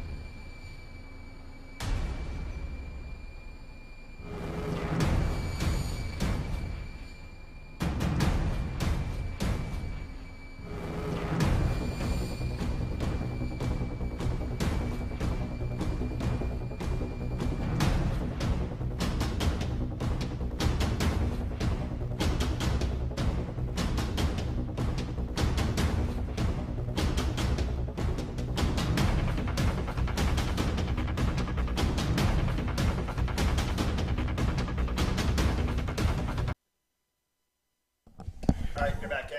All right, welcome back, ladies and gentlemen, to another East Coast Football League matchup right here on Fans Only Sports Network between the Rhode Island Cowboys and the Hartford Rebels. At the end of half, score sits at 28-14, Cowboys leading the Rebels. Tim, what were some of the things we saw in the first half that both these teams probably made adjustments for going into the locker room? I think just limiting points. I mean, especially from the Rebels' defensive standpoint, like I said before halftime, definitely got to apply the pressure more. I think we're going to see a lot more stunts from this Rebels defense second half. We're getting a lot more pressure. And, that's what they're going to have to do, man. I mean, really could not get after Hamlin all first half. Let him stand tall in the pocket and toss 3 touchdown passes. But Rashawn Phelps, 2 touchdowns of his own through the air. I mean, he had a very good first half despite the interception. And I think the Rebels, what they're focused on is just drive by drive. They got to get a stop here. Mm-hmm. This right here is their biggest drive of the game.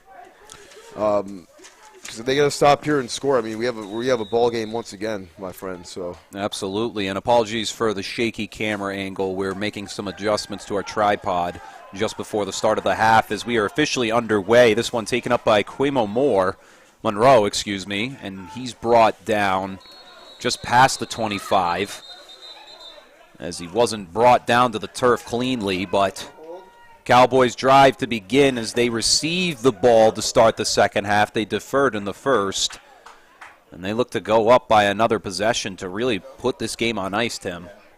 Yeah, touchdown here makes it a 3-score game, makes it really difficult for the Rebels to get back in the game. And I think that they really got to focus on time management. It's 15-minute quarters here, long quarters here in the ECFL, same as pro and college. But focus on this drive and try to milk as much clock as they can to really avoid this Rebel offense of having any chance of marching a comeback. So we might not even need the back for the tripod.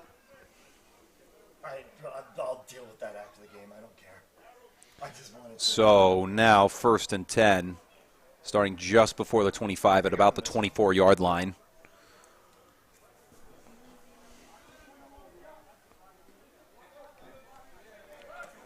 Make sure your machines are smooth.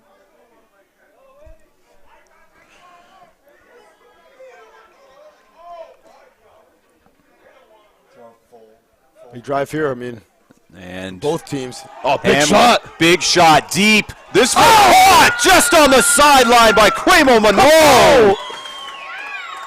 Monroe, an amazing play once again. His 6th catch of the game. Yes, sir, 6th catch, and that was the prettiest. A 39-yard pass play, 37-yard pass play right there on the sideline. Getting past Juwan Grant, tiptoeing, toe drag swag like he has all afternoon. And that was a thing of beauty. What a way to start the drive. An absolute dime of a throw from Eric Hamlin. And 3 games I've seen from Hamlin, he's thrown multiple touchdown passes in each one. This one's probably been the best I've seen him all season, man. This has been really impressive stuff. What a job the Cowboys have done. Going down 14-6 early. Looking pretty rough on offense the first couple of possessions, but they have been nearly flawless since the second quarter has started on a 22-0 run, trying to add on to that. And so now 1st and 10 from just past the 45, just about the 43-yard line. And Hamlin, or this is Arroyo with the snap, hands it off to Wright, and he'll take it up for about a gain of 2. So that'll bring up 2nd and 8.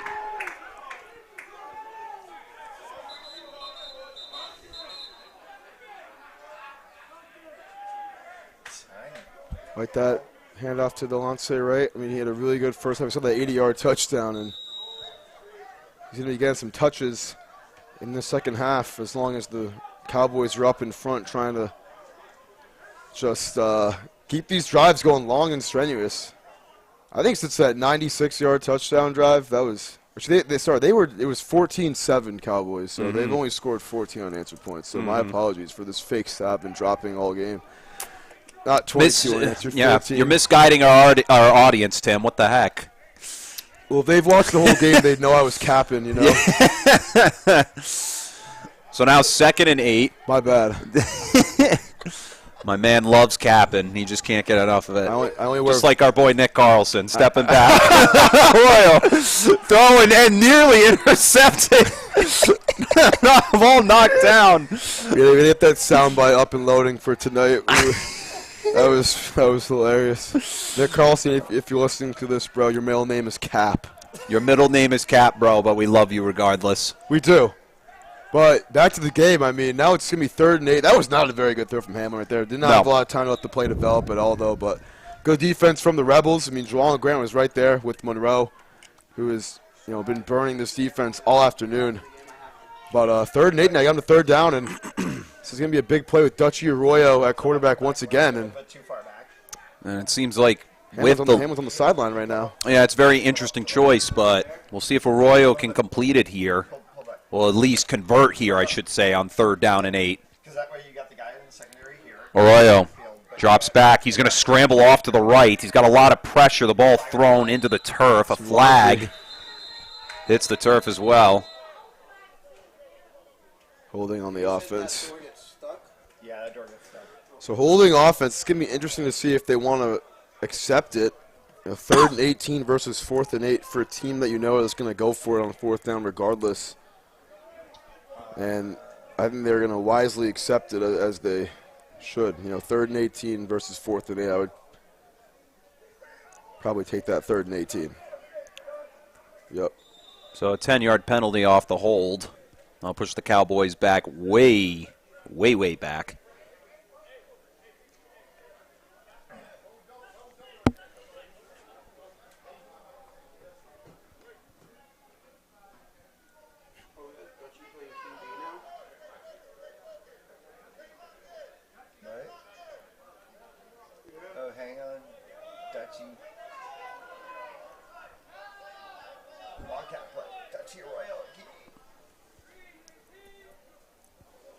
So Arroyo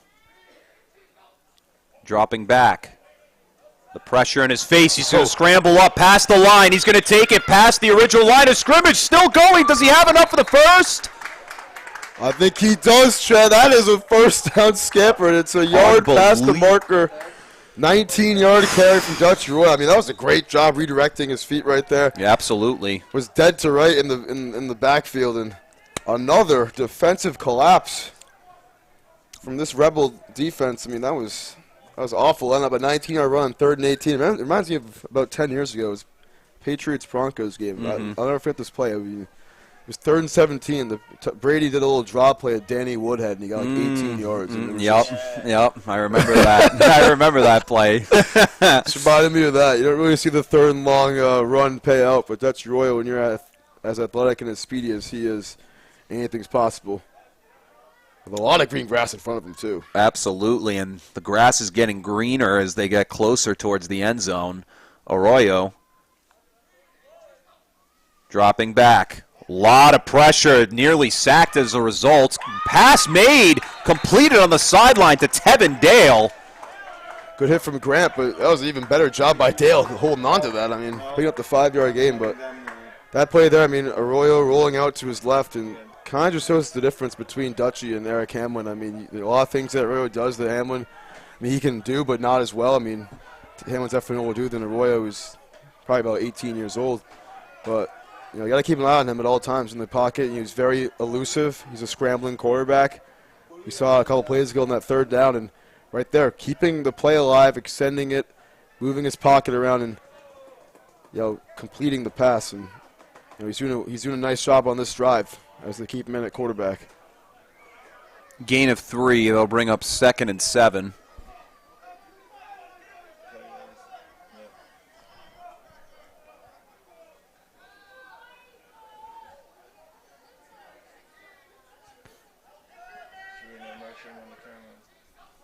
And Arroyo with the handoff to Damian Nance. And Nance brought down after a gain of 3 on the play. That'll bring up 3rd and short.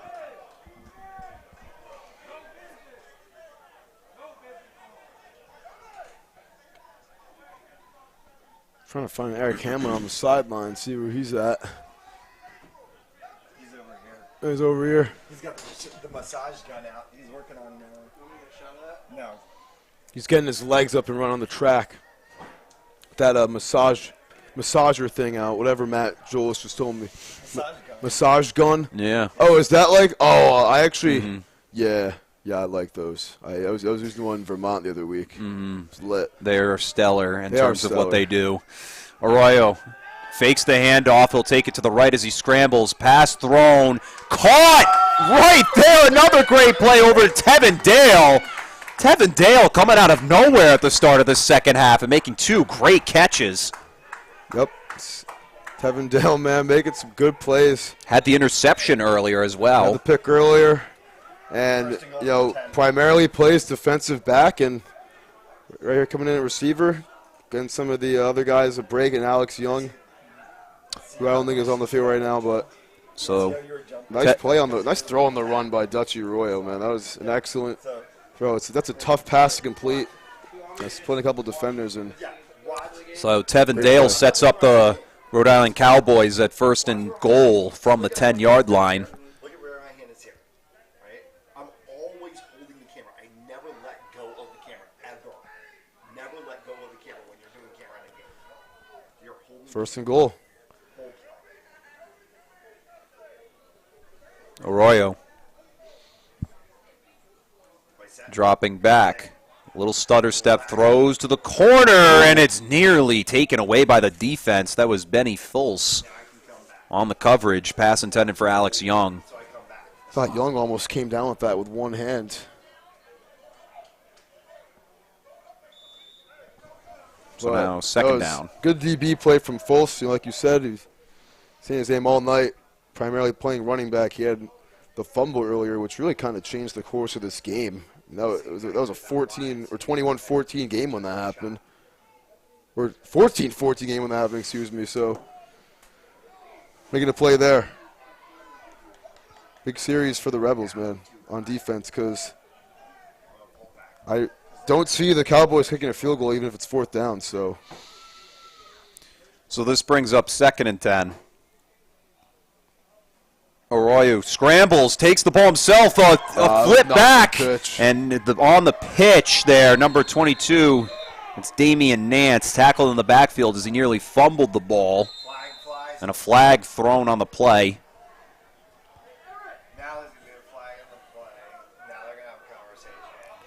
You see the RPO right there, throwing the little pitch.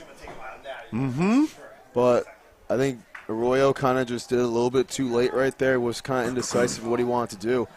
Oh, unnecessary roughness against the Cowboys, so push them back 15 yards.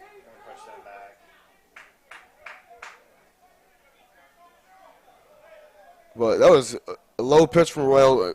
Luckily, Nance didn't fumble the ball there and lose it, but not a great 2nd down play.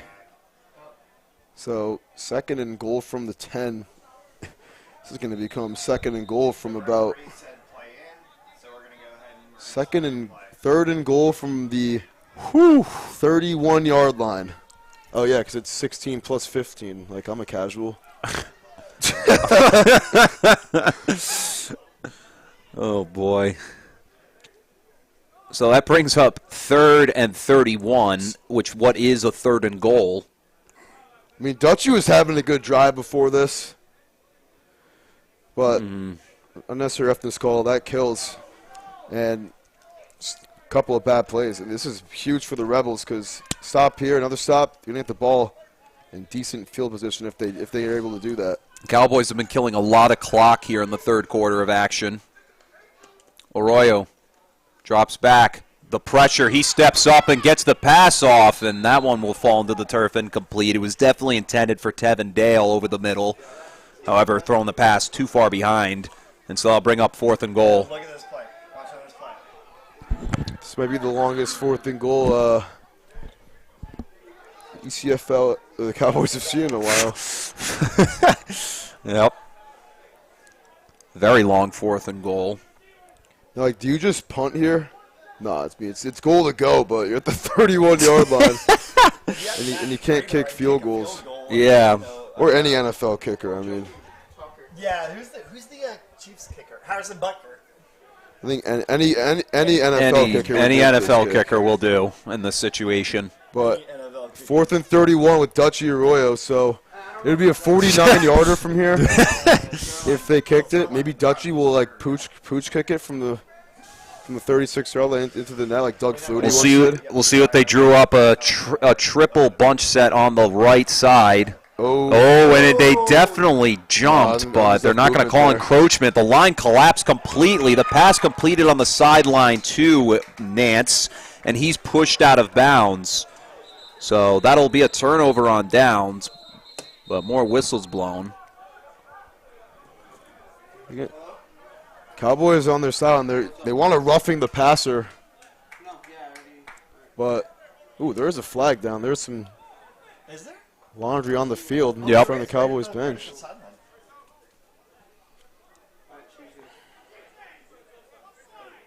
They did call the offside. They did call the offside. So it's going to be 4th and 31 becomes 4th and 26. So a little bit closer, but we'll see. We saw Don McNabb convert a 4th and 26 back in the day. Maybe Dutchy Arroyo can add his name to the list. Estimating 5:42, but I don't know. Clock rules are there's no clock. It's so hard. So 4th and goal, 26 yards to pay dirt for the Cowboys. And try to hard count him there. We saw one of the tackles jump a bit. Alex Young. Deep shot to Young and knocked away by the defense. Great job by number 18, Chris Easter, extending that arm out to bat that ball away. So the Rebels, they see a lot of clock get chipped away in the third quarter. However, they come up with the big stop necessary. Sure do. And, goal to go situation, jump ball on distance. It's going to Alex Young for the Cowboys in that situation. And great job by Chris Easter staying toe-to-toe with Young and setting Rayshon Phillips and his team up with their first drive of the second half at the 26-yard line. Great stop right there. I mean, they had a first goal at the 10-yard line. They had a great start to the drive, too, with that Claymo Monroe reception.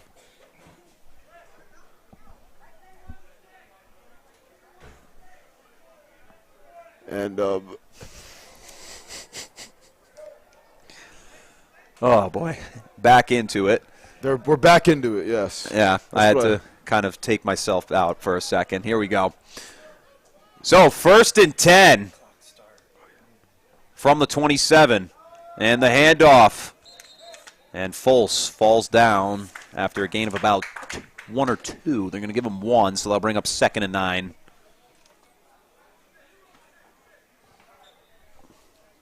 I like the attempt to start the drive with a run. Definitely want to keep that run game strong if you want to have a chance to come back in this game. But, this passing offense, that's the strength of this offense. It's the pass attack. Rayshon Phillips, a couple touchdown passes. Travis Samuels had a really good game in the slot, big number 85. So how he can do. And this one a run by Fultz off on the left. Flag thrown as he's brought down to the turf. That's going to be that's going to be a block in the back on Travis Samuels. Yep. So saw him coming at the herd of black jerseys there, trying to help his team out a little bit, but got him in the back, or one of the defenders in the back. So 2nd and 9 is going to become 2nd and 19.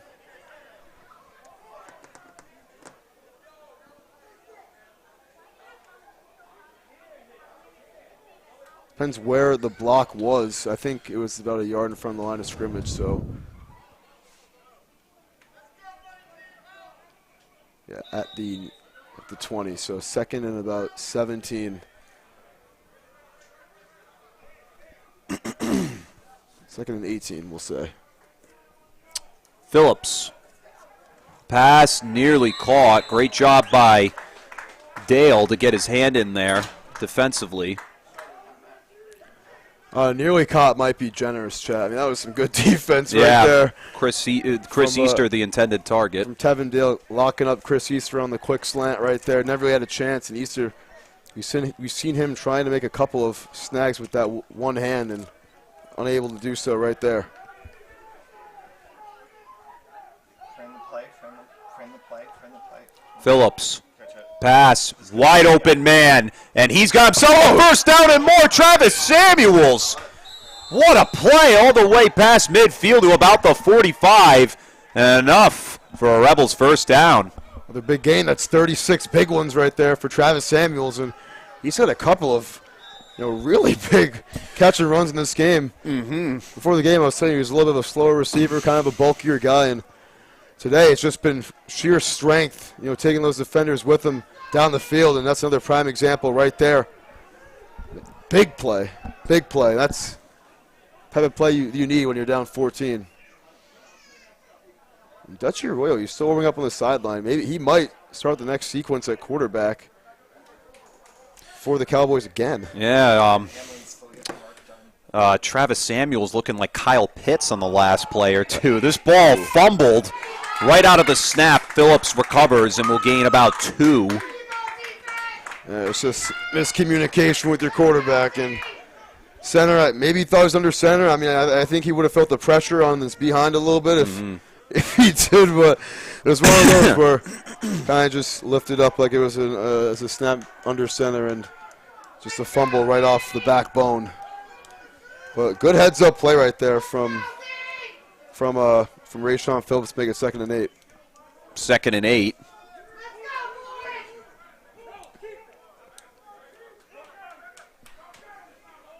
Phillips tosses it over the top of the defender, Fultz, and he's going to slide down, and that ball will fall incomplete.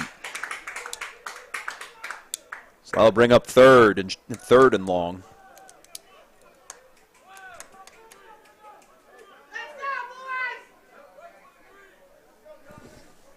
Try to get this swing out, but I think it's good that Fultz dropped that ball. He would have got lit up by one of the black shirts right there. Lots of people to wiggle out of it, but from first glance, it looked like there was a lot of defenders in the area. Phillips on 3rd down. The pass off, and great job by the defense.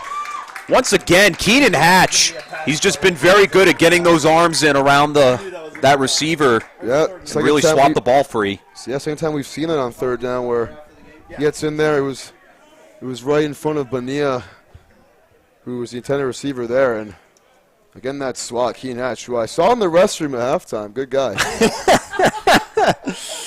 He's in the stall next to me. We took we had a solid exchange. Solid exchange. Yeah. Good guy. We didn't take any selfies. No. Nah. I didn't get his autograph. Maybe after the game.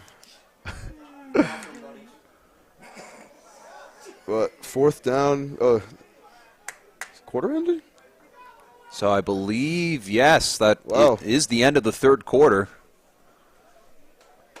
As we hit the 4th quarter of action, score still sitting. Quarter, Chet. Yeah, I mean, the Cowboys, like I said, killed a lot of that time away with their time of possession, and hence why they're still in the lead in this one. I mean, they had that ball the first 10 minutes of that 3rd quarter, and kind of like what I was saying before intermission, they were going to try to maintain time of possession and try to milk this clock. I mean, just really just try to get this down and limit Rebel time, and they sure have done a good job of doing that despite not getting on the scoreboard this quarter yet.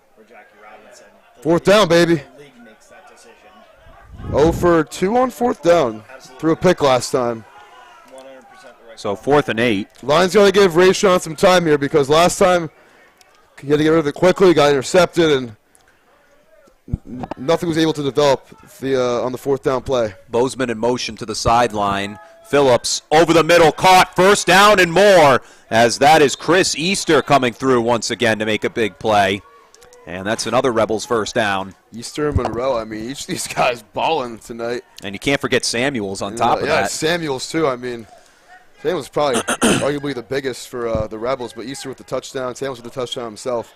Both these guys showing why they are who they are, and it's a big 4th down play. Phillips to throw. Back to Easter. Same play over the middle on the slant, and he's brought down past the first down marker. It's goal to go. Spotted at the 10, so 1st and goal. And, I mean, Tim, like we've said, I mean, both teams at similar records, same amount of wins, similar types of weapons we're looking at, too, except in different ways. Look. Phillips over the middle again, intended for Easter. They tried to go back to him a 3rd time on that slant. Well, that's going to fall incomplete, but back to that point. We're just seeing a good trio of weapons between the 3 for these quarterbacks, and hence why it's really paying off for both sides and where they are this season. Yeah, sure are. I mean, both these teams have some really good weapons on the outside and the slot. I mean, we've seen a lot of good offensive football tonight.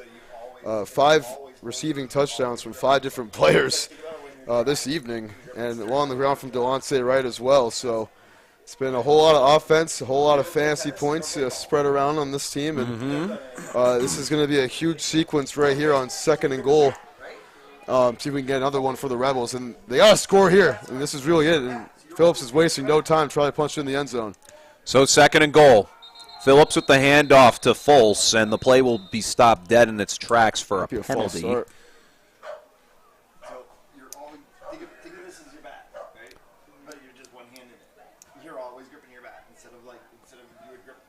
Yeah. And that's going to be a false start. So that'll bring up 2nd and goal from the 15. Not the thing you want to do, man. Got a false start. This time in the game on 2nd and goal, make it 2nd and 15. And self-inflicted wounds, we see it all the time in football, and teams losing and not in the right headspace sometimes. That's another good example of that. Phillips with the handoff. Gets it off to Fultz. The tailback taking it up and stopped just shy of the end zone. And that'll be spotted about the 3-yard line, bringing up 3rd and goal. I thought Dunstan Payne almost ripped that out again. Coming from behind, bringing down Fultz.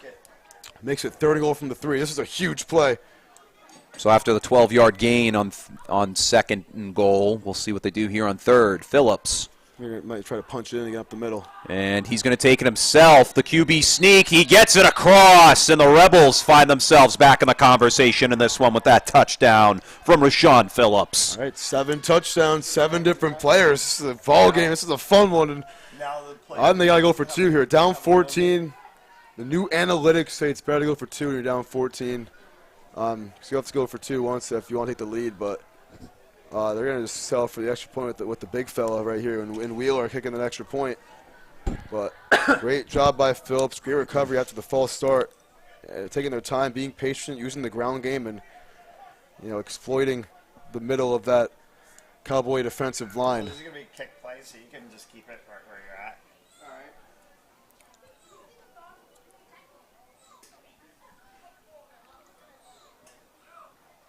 And the kick. Blocked on the play, and the ball still rolling, but it's stopped in the end zone. The point after try is no good, so the Rebels now trail by 8. Should have went for 2. But I told them. But regardless, they're still in the conversation. They get within one's possession, and totally different ball game now. Cowboys with just about 11 and a half to go in this one. They need to get some points, Tim, if they really want to put this one on ice for themselves. They sure do, and with Dutchy Arroyo possibly being the quarterback this series, I mean, it really could be in their not in their favor. I'm sure you'd rather prefer Eric Hamlin to come in here and close out the game, but we'll see how his availability is these last couple of drives of the game. But Dutchy Arroyo doing a lot in that last series too, helping milk the clock. I think 5 minutes he was probably starting at quarterback for that drive at least, and good game manager. So whoever the Cowboys have under center for this upcoming possession, they're just gonna have to do a good job of milking that clock. Just a little bit past 8:30, and the score sits at 28-20 here in the 4th quarter. Rebels trail the Cowboys. And it's been a great performance on both ends to this point. The Cowboys have done just about enough to stay ahead.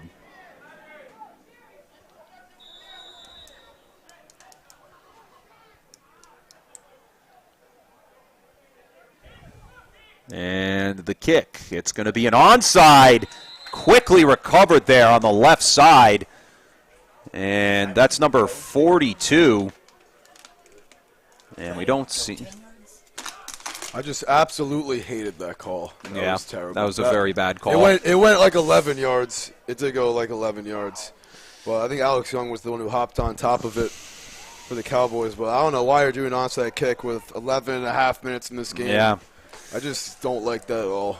It kind of shows maybe some lack of confidence in your defense. And especially, when they have their backup quarterback in Dutchy Arroyo, why are you giving him half the field? I mean, give him twice the field. He's the backup for a reason, and they're trying to milk clock regardless of where they are on the field. But don't put them right on the cusp of scoring range. That is, with this much time left in a one-score game, that is just. I didn't like that at all. That was terrible. So that sets up 1st and 10 from the 46-yard line, and Arroyo. And quick pass right out of the gate. This one brought in by Monroe. Monroe, gone. Forget about it. Goodbye. He's gone. Touchdown, Cowboys. He's putting the Jets on. That's the MVP of the game right now. No limit, Quamo. Quamo they call him on Monroe. Instagram, and that is 2 touchdowns for him. The first multi-touchdown score, 2 two-point conversions too. And that is, like I said earlier, man, he's getting that screen, and he puts the Jets on. He's put into high gear, extra acceleration, 46-yard touchdown. Then didn't even get touched on that one. He just slipped through. That was a thing of beauty. He's easily at 200 yards right now in this game. Easily. Yeah, easily. 7 catches. He had 37 on his last catch, too. I mean, 2 catches this half for you can't for make that 83 up. yards for Quamo Monroe. And he's balling. It's a great game for him.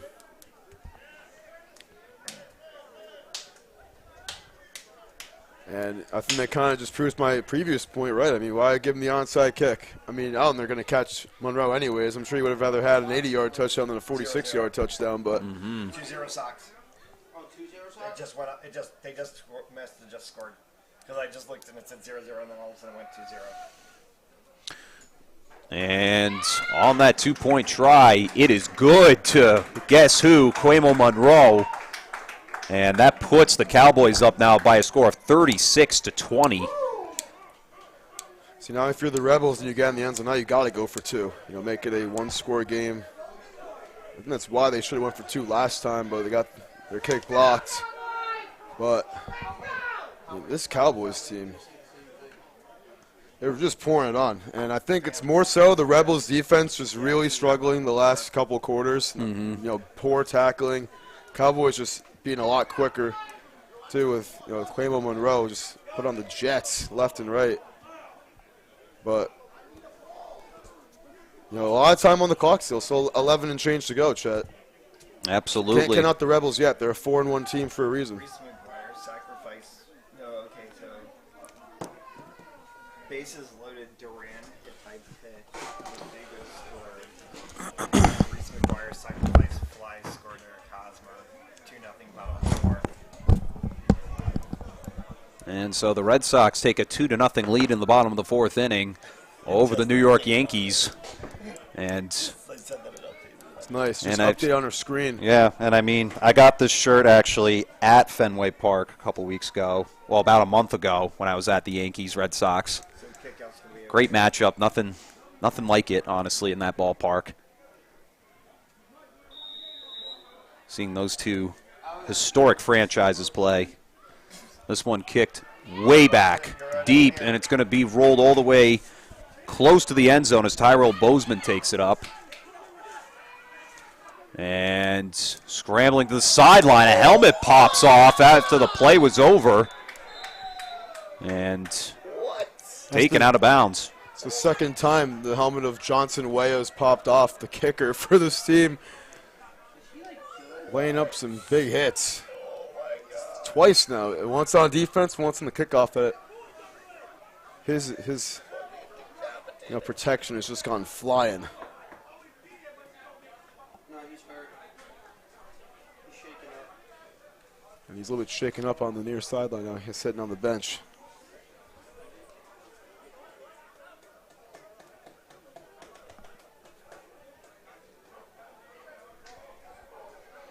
Nah, he's just fixing it. He's fixing his gloves.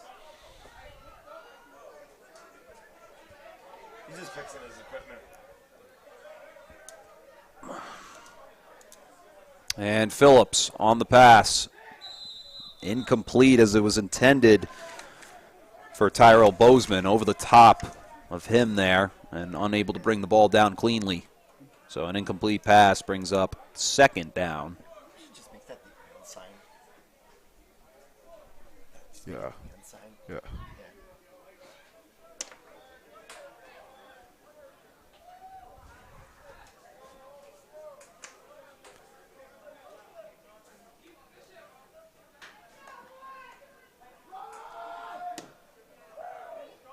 Nothing. And no gain on the play. That brings up 3rd down. Some questionable decisions by Rebels now. The onside kick and now just run the ball at this point of the game. I mean, run the ball. It's not bad if it's working, but it hasn't been working. You know, despite that goal-to-go opportunity last time for the Rebels, they haven't ran the ball all too well all game. Matt is changing the "and" to an ampersand. So we're at 3rd and 10. You don't need the word. Phillips on the throw, incomplete, going behind the back of his intended target, Alejandra Bonilla. Yeah, under pressure there. You know, play couldn't really develop, and that is just sidearm sling from behind his receiver, and kind of just microcosmic of how the passing game has been for the Rebels this last couple of quarters. Just been very, very difficult to complete anything downfield. Now a flag. I think it's on Easter. Fourth.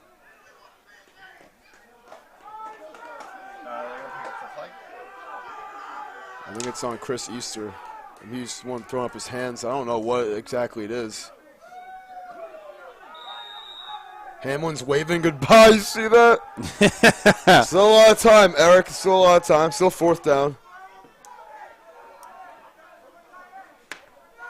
What if that's a cursed image now? And the throw over the middle, into the turf, incomplete. That's going to result in a turnover on downs. And the Cowboys are just going to look to run this clock out. You know what? Side note, a lot of good sportsmanship in the ECFL. You know, they're always helping the other team up after plays. Chris Easter, the intended receiver there, a little bit too low for him. He's definitely open over the middle of the field.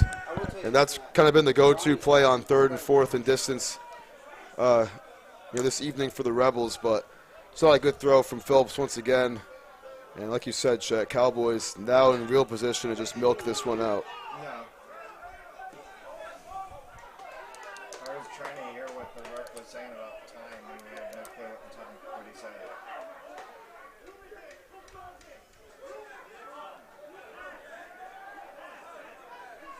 Ronnie has an incredible country voice, though.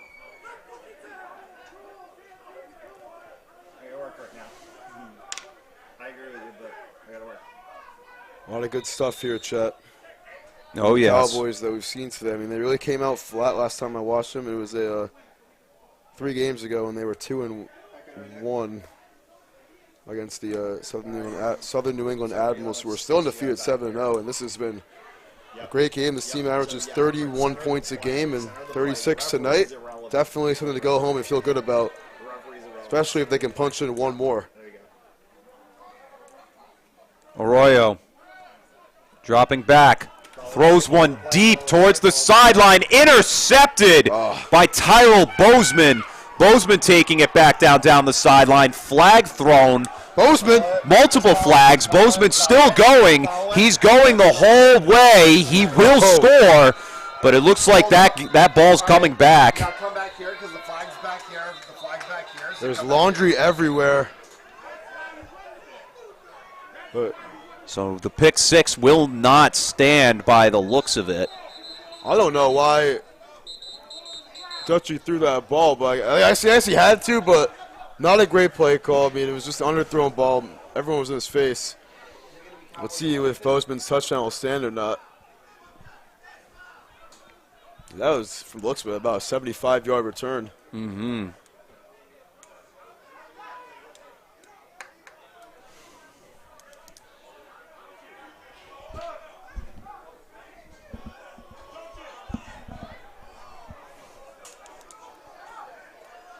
Referee's still sorting things out.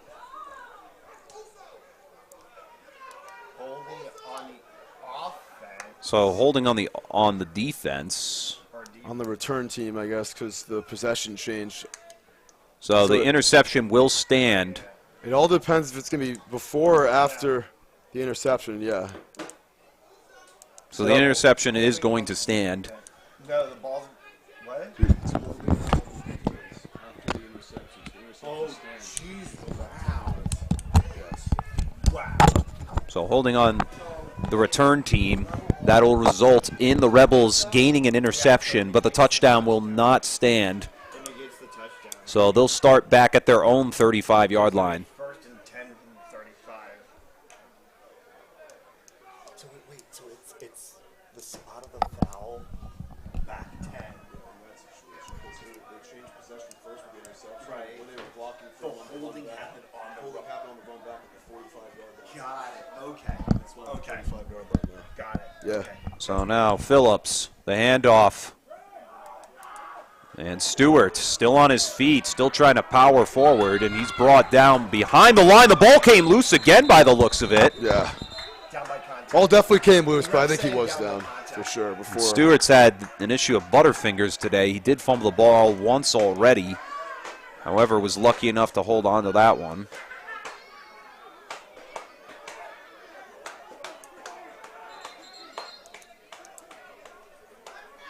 So now it's second down.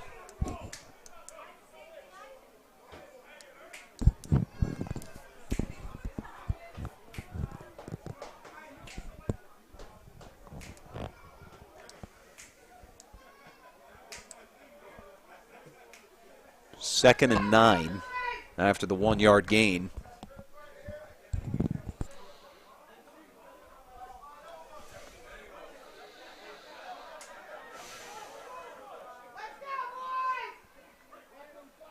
And Phillips drops back. Hucks one deep downfield and caught! Wow, what a catch from number 18, Chris Easter. And the Rebels still won't go down easy. That is a must-have play for Easter, and he delivers. What a beauty it was. That's good for about 40. That's 40 yards right there for Easter, and I mean, dude, Chris Easter all game down the field. He's been getting over. I think that's at least his 7th catch for the game. Him and Samuels have been dealing. Zoom out. And Phillips looks to throw. He still can't find anyone. He didn't see these two shadowing him, and he's going to go down for the result of his due diligence. Dustin Payne, that's his 2nd sack of the game. I think him and Diaz may have climbed out. So maybe another half sack for Diaz for being generous. Yeah, I guess so. You know what? We'll give it to him. I don't know if it's half sacks, but I think Diaz has 2 half sacks. That's 1 sack. That's a Payne, second half. I mean, this Cowboys defensive line has been wreaking havoc. That's a big play there. Absolutely. Ample so time to go. The Hartford Rebels will call timeout with not much time remaining in this one. We'll take a quick commercial break while they do. You're watching Fans Only Sports Network. Pharmaceutical company Prevacus says their new concussion medication Prevacol helps repair nerves and promote cell growth. We can get the drug in the brain in less than 5 minutes. And our plan is when we get that diagnosis on the field of play, give the drug nasally, get it in the brain quickly. When it gets in the brain, it actually gets into the nucleus of your brain cells, and it reduces swelling, inflammation, and oxidative stress at the same time. When Jake and I first talked about this many years ago, one of my first questions was, will this help me? And he goes, no, this is for treatment. Phillips looking to throw. Pass completed on the play, and he's still on his feet. Jaywin Grant Still trying to power his way forward. He will not be stopped until he gets to about the 10. Oh, they're fighting out Juwan Grant. And they're going at it now. Some punches thrown on the play. His helmets go off. Zoom in on that. Zoom in. You can zoom in. You can zoom in. You can zoom in.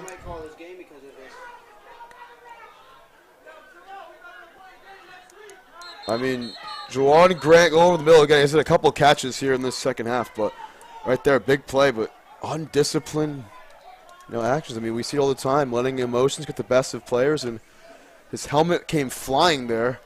It might not have all been his fault. Let's see who they're going to throw the flag in. So I'm sure it'll probably go both ways. You can bring it back out now.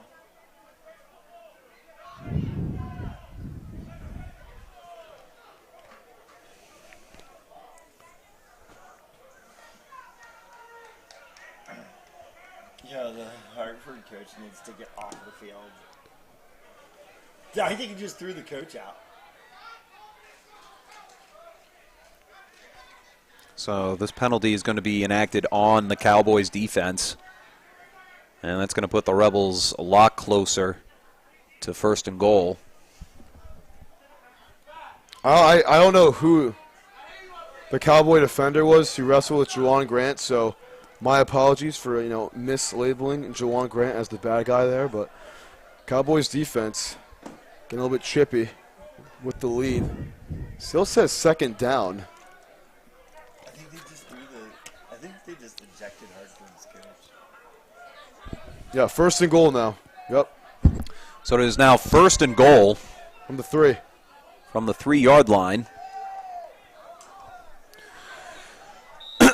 Phillips getting set. There's not much time left in this game, is there? No.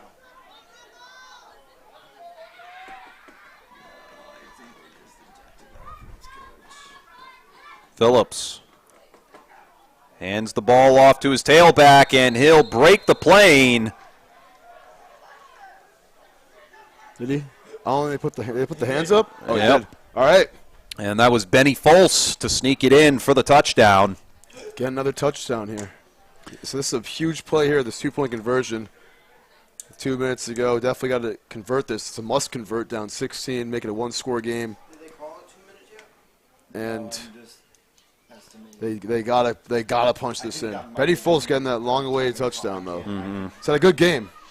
It's been a very good game so far. Look at that. I mean, 8 touchdowns, if I'm doing the math right. No, 9 touchdowns, 8 different players.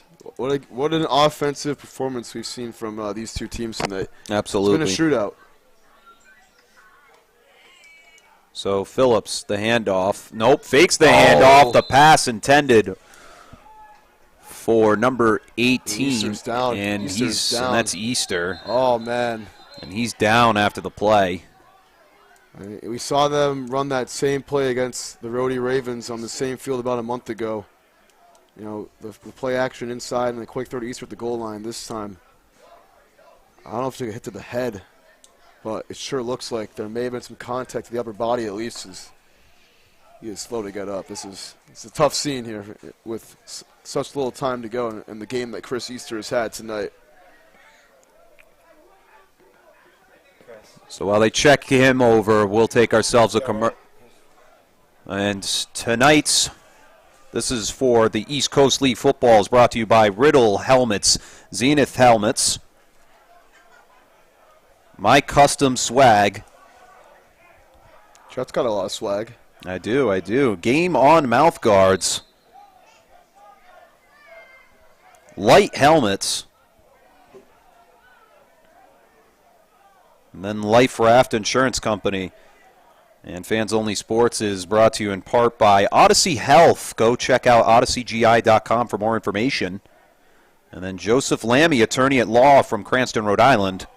And then finally by RR Elite Recruits. Go to rreliterecruits.com to sign up for your profile today. So that's the word from Fans Only Sports Network's game sponsors. And now for the North American Box Lacrosse League. Some matchups we'll be covering here on the network. Cambridge versus Rhodey, that's going to be at noon tomorrow, followed by the Stallions versus the Maine Northmen next Saturday at 3 p.m. Eastern. And then the final matchup, Rhodey versus the Stallions, that's going to be Sunday at 5 p.m. on the 21st. Only on Fans Only Sports Network. So while they attend to Easter, we'll take ourselves a commercial break here on Fans Only Sports Network.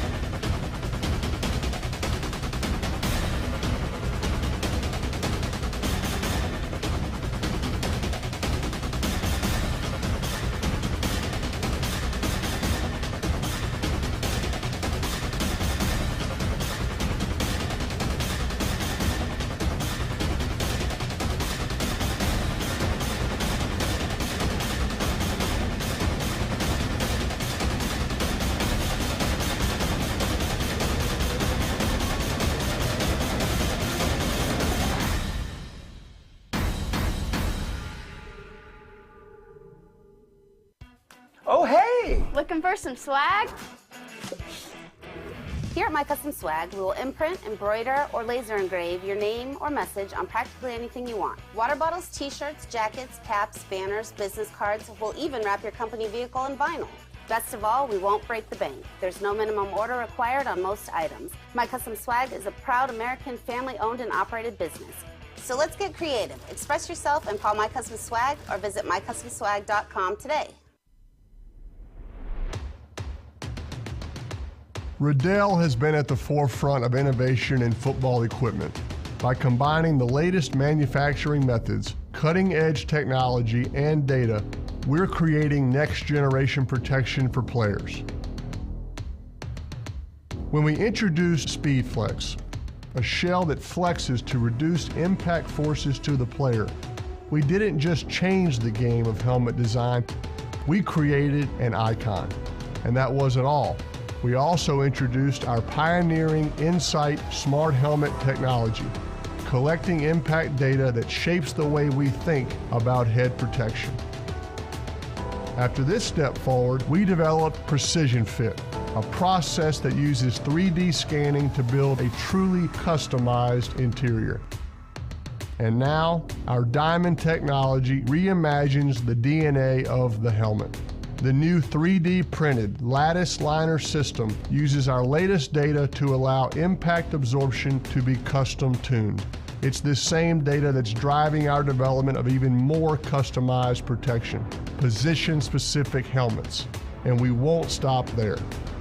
We're leading the way to a future where helmets are designed for an individual athlete's playing style, creating a new generation of helmets that are as unique as the players who wear them. Our engineers are designing the future of the game today.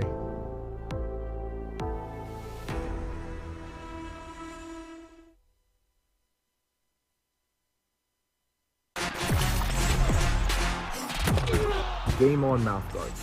Game On mouthguards have superior shock absorbency, are impervious to viruses and bacteria, and also is the only mouthpiece ever to earn the American Dental Association's seal of acceptance.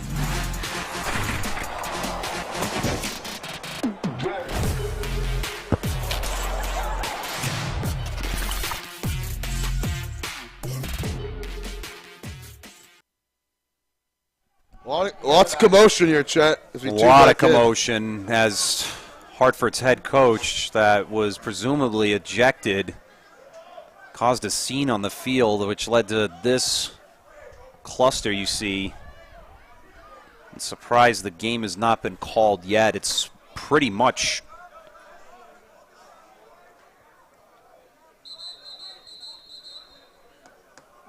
Call the game.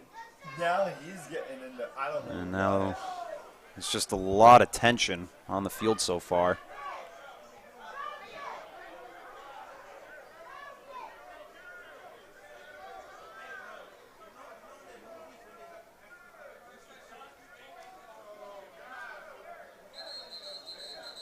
He won't get up. He literally won't.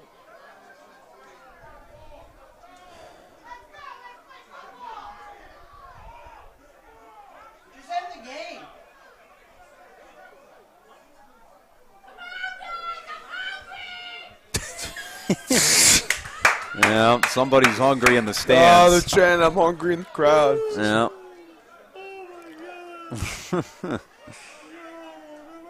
Chet, you got any more of that Subway sandwich left? Nah, I devoured that thing. You deleted that Oh, thing? my God. I was so hungry. All right, we're back. I And think finally. there's around 2 minutes left, though. I don't think it's actually 5 minutes.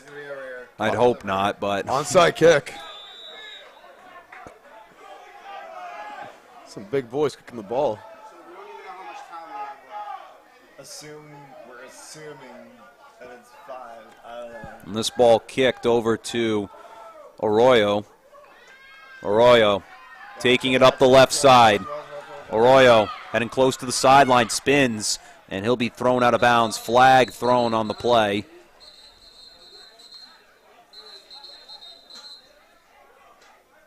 Holding on the return team. And it's going to be a hold on the return team. Hey, 54, how much time we got left?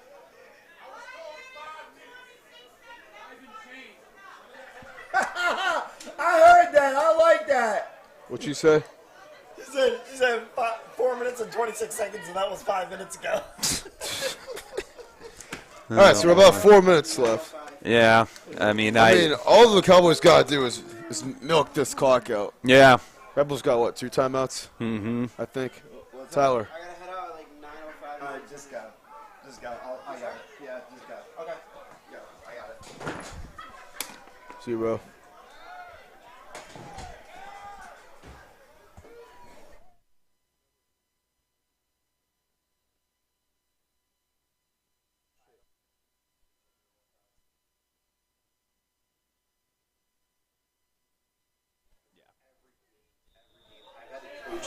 You see how much so many times I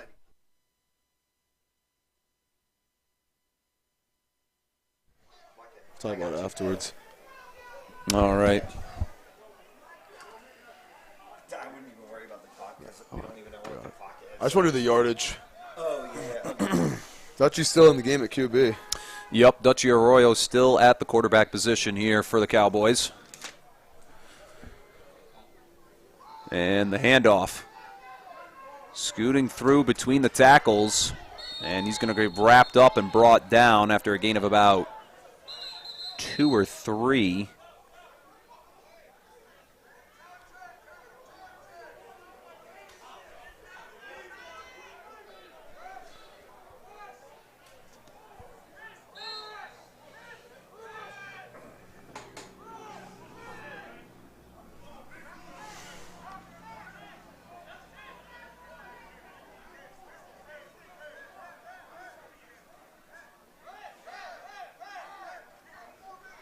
Chet just got asked to work a double by one of his coworkers. Not going to happen. He had to decline. Not going to happen. I was looking over his shoulder right there.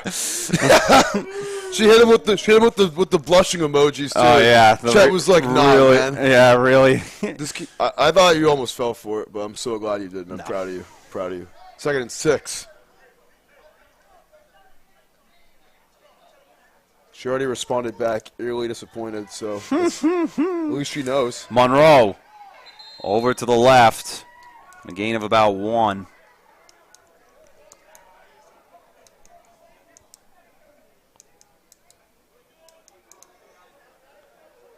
So that'll bring up 3rd down.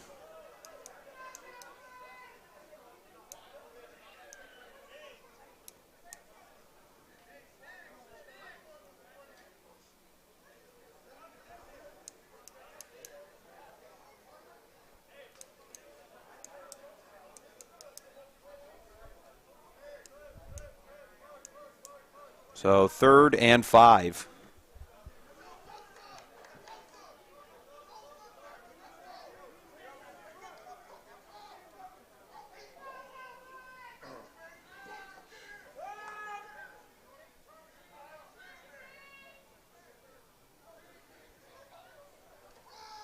And Arroyo breaks through, nearly brought down, and he will be brought down on the Big play. boy hit right there.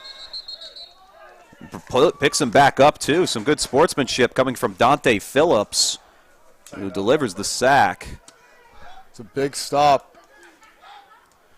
4th and 4 now becomes 4th and 10 again. And with the way the Cowboys have been operating, might go for this, but would it be wise? Not be. And a timeout. Stupid. I think you gotta punt this ball, but it's another timeout taken by the Rebels. And we'll take a timeout ourselves while they discuss things over here on Fans Only Sports Network. Pharmaceutical company Prevacus says their new concussion medication Prevacol helps repair nerves and promote cell growth. We can get the drug in the brain in less than 5 minutes. And our plan is when we get that diagnosis on the field of play, give the drug nasally, get it in the brain quickly. When it gets in the brain, it actually gets into the nucleus of your brain cells, and it reduces swelling, inflammation, and oxidative stress at the same time. When Jake and I first talked about this many years ago, one of my first questions was, well, oh my God. Jeez. Back at it after the timeout break. And here on the punt, that's one shanked as it takes a roll, but it still continues to roll past midfield and will stop just before the 45 as Arroyo slaps the ball. That was pretty funny to watch. That would be funny if that worked, but it doesn't work. Unfortunately. Quite like that, Dutchie. That was funny though. That was some good banter late in the game. It's definitely some good late game banter. A lot of good sportsmanship there. You see a lot of dap ups, in between plays between opposing players. At the end of the day, everyone loves this game. Me and you included, and we're all here to have a good time. Absolutely. Well, the Rebels are trying to make their time even better here. See if they can. Make this a one-score game again with just under 3 minutes to go. Are they re-kicking? And referee saying there's 2 minutes and 21 seconds remaining in this one. I saw the 2-2-1 from the official.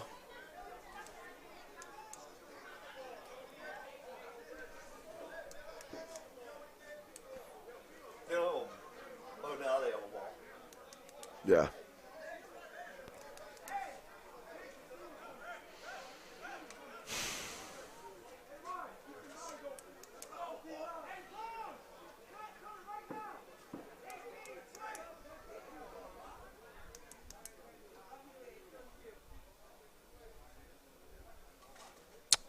Phillips. Pass towards the sideline, going to be caught just out of bounds by Chris Easter. Still in the game. Rebels. Gotta be like catch number 8 or 9 for number 18. Easter trying to stay involved and keep the clock on their side as they trail by 10.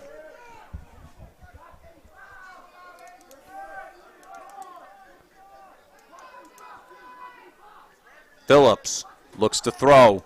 Has no one on that left side when he looks right and out of bounds, intended for Easter. Flags thrown. Definitely going to be pass interference or holding against Tevin Dale. I mean, there's a lot of laundry for just a hold, so maybe there's other things that happened on that play that I didn't witness, but yeah, it's going to be against the Cowboys. Definitely some illegal contacts right there by number 5. Tevin Dale. Pass was for Bonilla.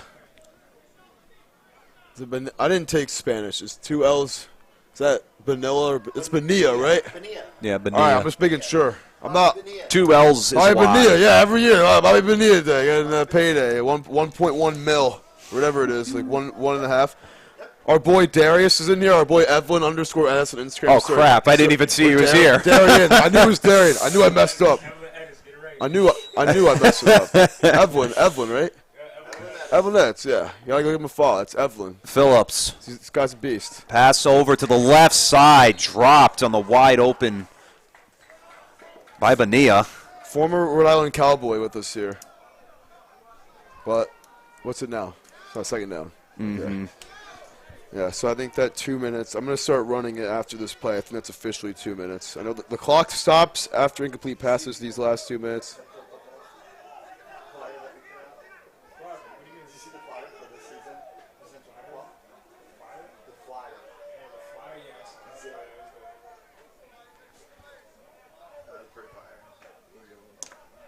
Phillips looking to throw, and the pass will just fall incomplete as he's thrown out of bounds.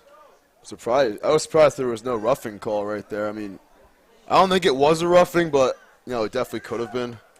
Thought maybe a late hit, but I think it's a good no call for the most part on Johnson Weah right there. Third down. Yes, sir. Third and forever. I love the expletives I hear here, man. Yeah, there's been... You should have been here the first time I was here, bro. It was crazy. Oh, yeah? Cowboys got in a fight. Oh, God. Their own team after a win.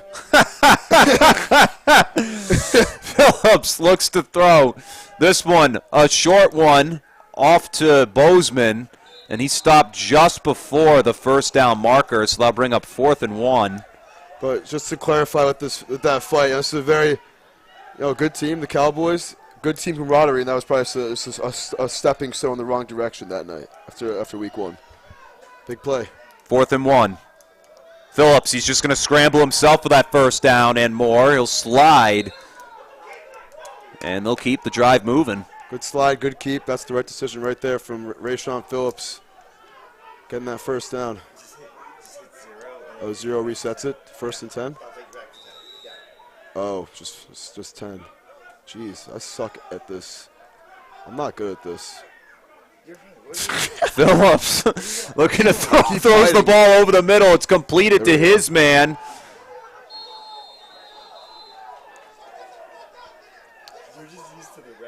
And Bozeman with the catch. Yeah, I do. And that's good enough for another Rebels first down. Stop the clock again. Moving those chains. My clock's not completely accurate, but good play from the middle to Bozeman again, making big plays. A timeout. And a timeout called by the defense.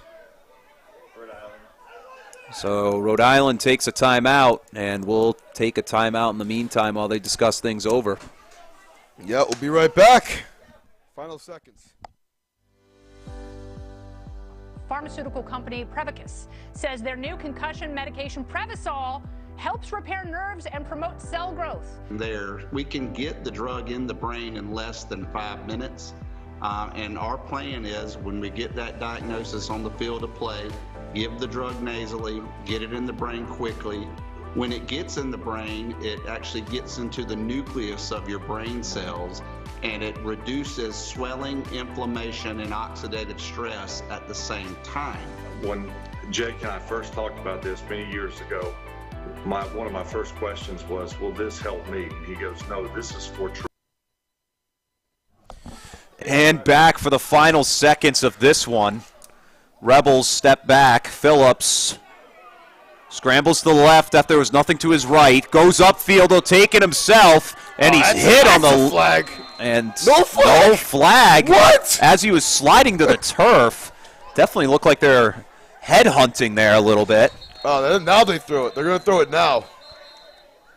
I was going to say, Chet, yeah, that's a little odd. I mean, Rayshawn Phillips was on his way down. He's up cleanly now. I don't think he took it straight to the head. But it was still a hit to the head area. All right, that is.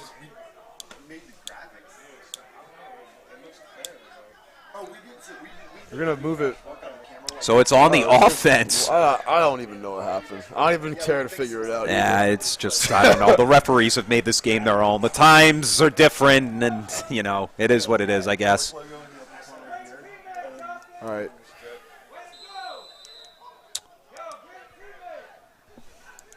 So on 2nd and 5, Phillips standing in place. He'll finally take it up. He's got the first down and more. Does he have it in the end zone? He's down at the foot line. Oh, gave it to him.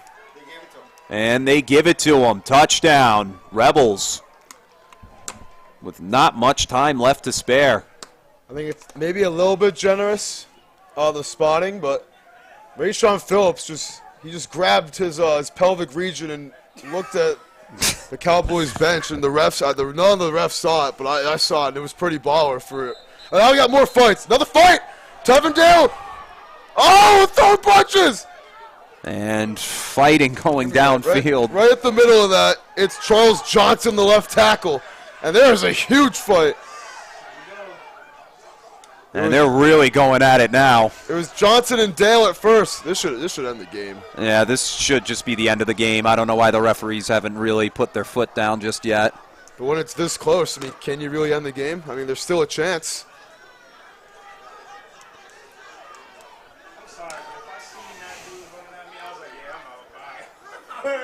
I'm not fighting a D lineman. You'd be like, yeah, I'm out. Bye.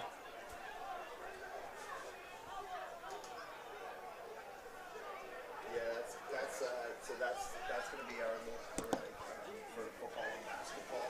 We're going to run that look for it's much better at the bottom than having that. Yeah, so we're going to run that for football and basketball. And then in for hockey season,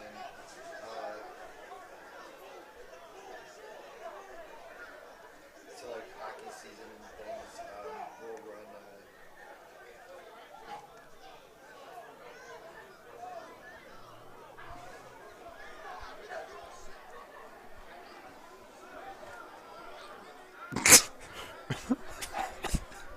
I don't get it.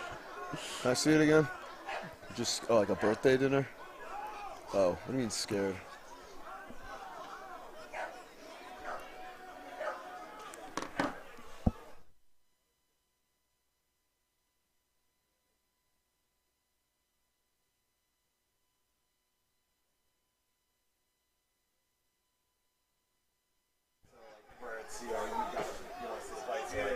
Man. Yeah, just let it sit. A lot of fighting, man. Too much fighting tonight. If you come to Pierce Field, you're going to hear a lot of F's and N's over here. I stopped playing for this too. Because it was literally every game. It was I was like, oh, this shit's annoying. I can't do it. Yeah. Yeah. Just letting emotions really get the best of you, especially with little to no time. And 30 seconds left. I don't know where they keep getting all these numbers from, but 30 seconds remaining in the matchup. All right. Players still haven't gotten to the sideline. Haven't even done the point after attempt.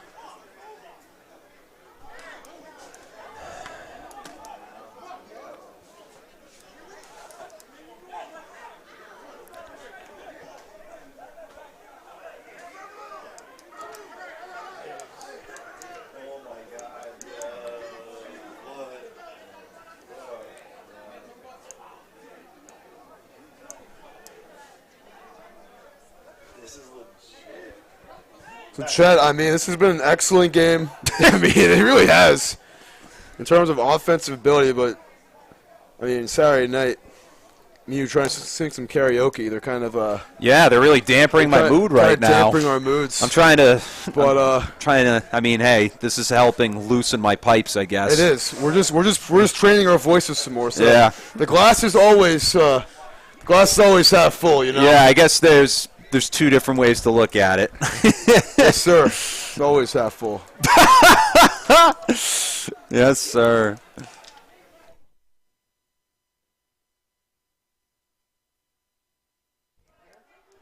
There should be some players getting thrown out. 120% should be.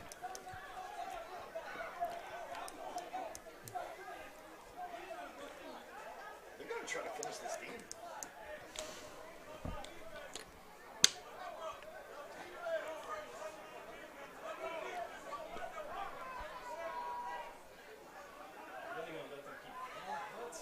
Yeah, they're going to try to finish the final 30 seconds of this game. So they're finally going to get back out there. The two-point conversion or the kick. You're going to kick it. They're going to play the final 30 seconds of this game. I would have just called it. I would have just called it.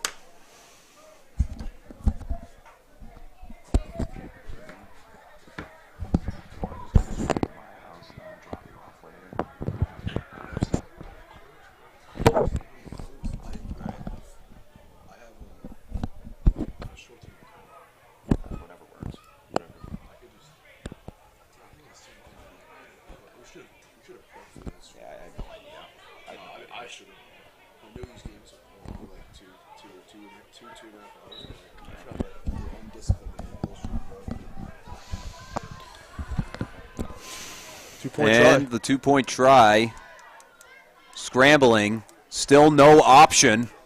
And thrown out of bounds. Incomplete. So the two-point try will not stand.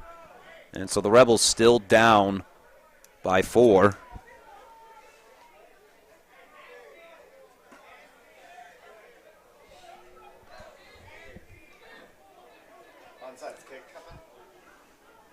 And so this onside kick more than likely to happen.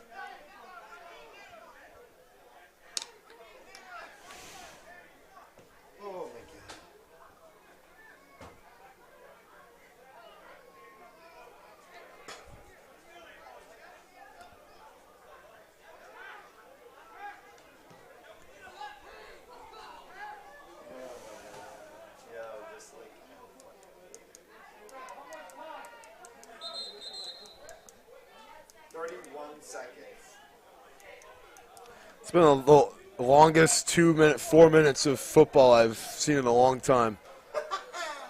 But Yes. More like the longest fourth quarter I've ever seen in a long time. I think the third quarter ended Flew at by. 8:25. Flew by. Just flew by. We've had this fourth quarter has been almost an hour long. And it's 15 minutes. That's the craziest part. It's been a lot of scoring, though. I mean, I think it was 28-20 in the third quarter, Yeah. 3 touchdowns this quarter. A lot of Hey, I drives. guess nobody's got anything better to do. And please, Cowboys, if they recover this onside kick, just take a knee. Just get down. And just take a knee. Dutchie, take a knee. But let's see. This is, I mean, I don't know, man. I kind of want to see Hartford recover this kick. But I'm not going to be biased or anything. I don't know either of these teams all that well. But, you know, how fitting would it be in a game like this that there's an onside kick recovered to just extra amplified and give us another 15 minutes of real time? Yeah, for real. And the kick, it's spotted there by the Cowboys, recovered. So that should do it for this one.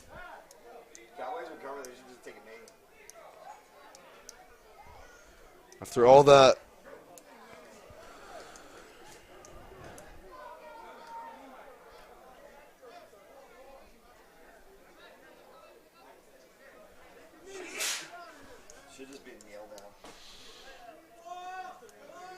So more than likely they'll try and kneel this one out.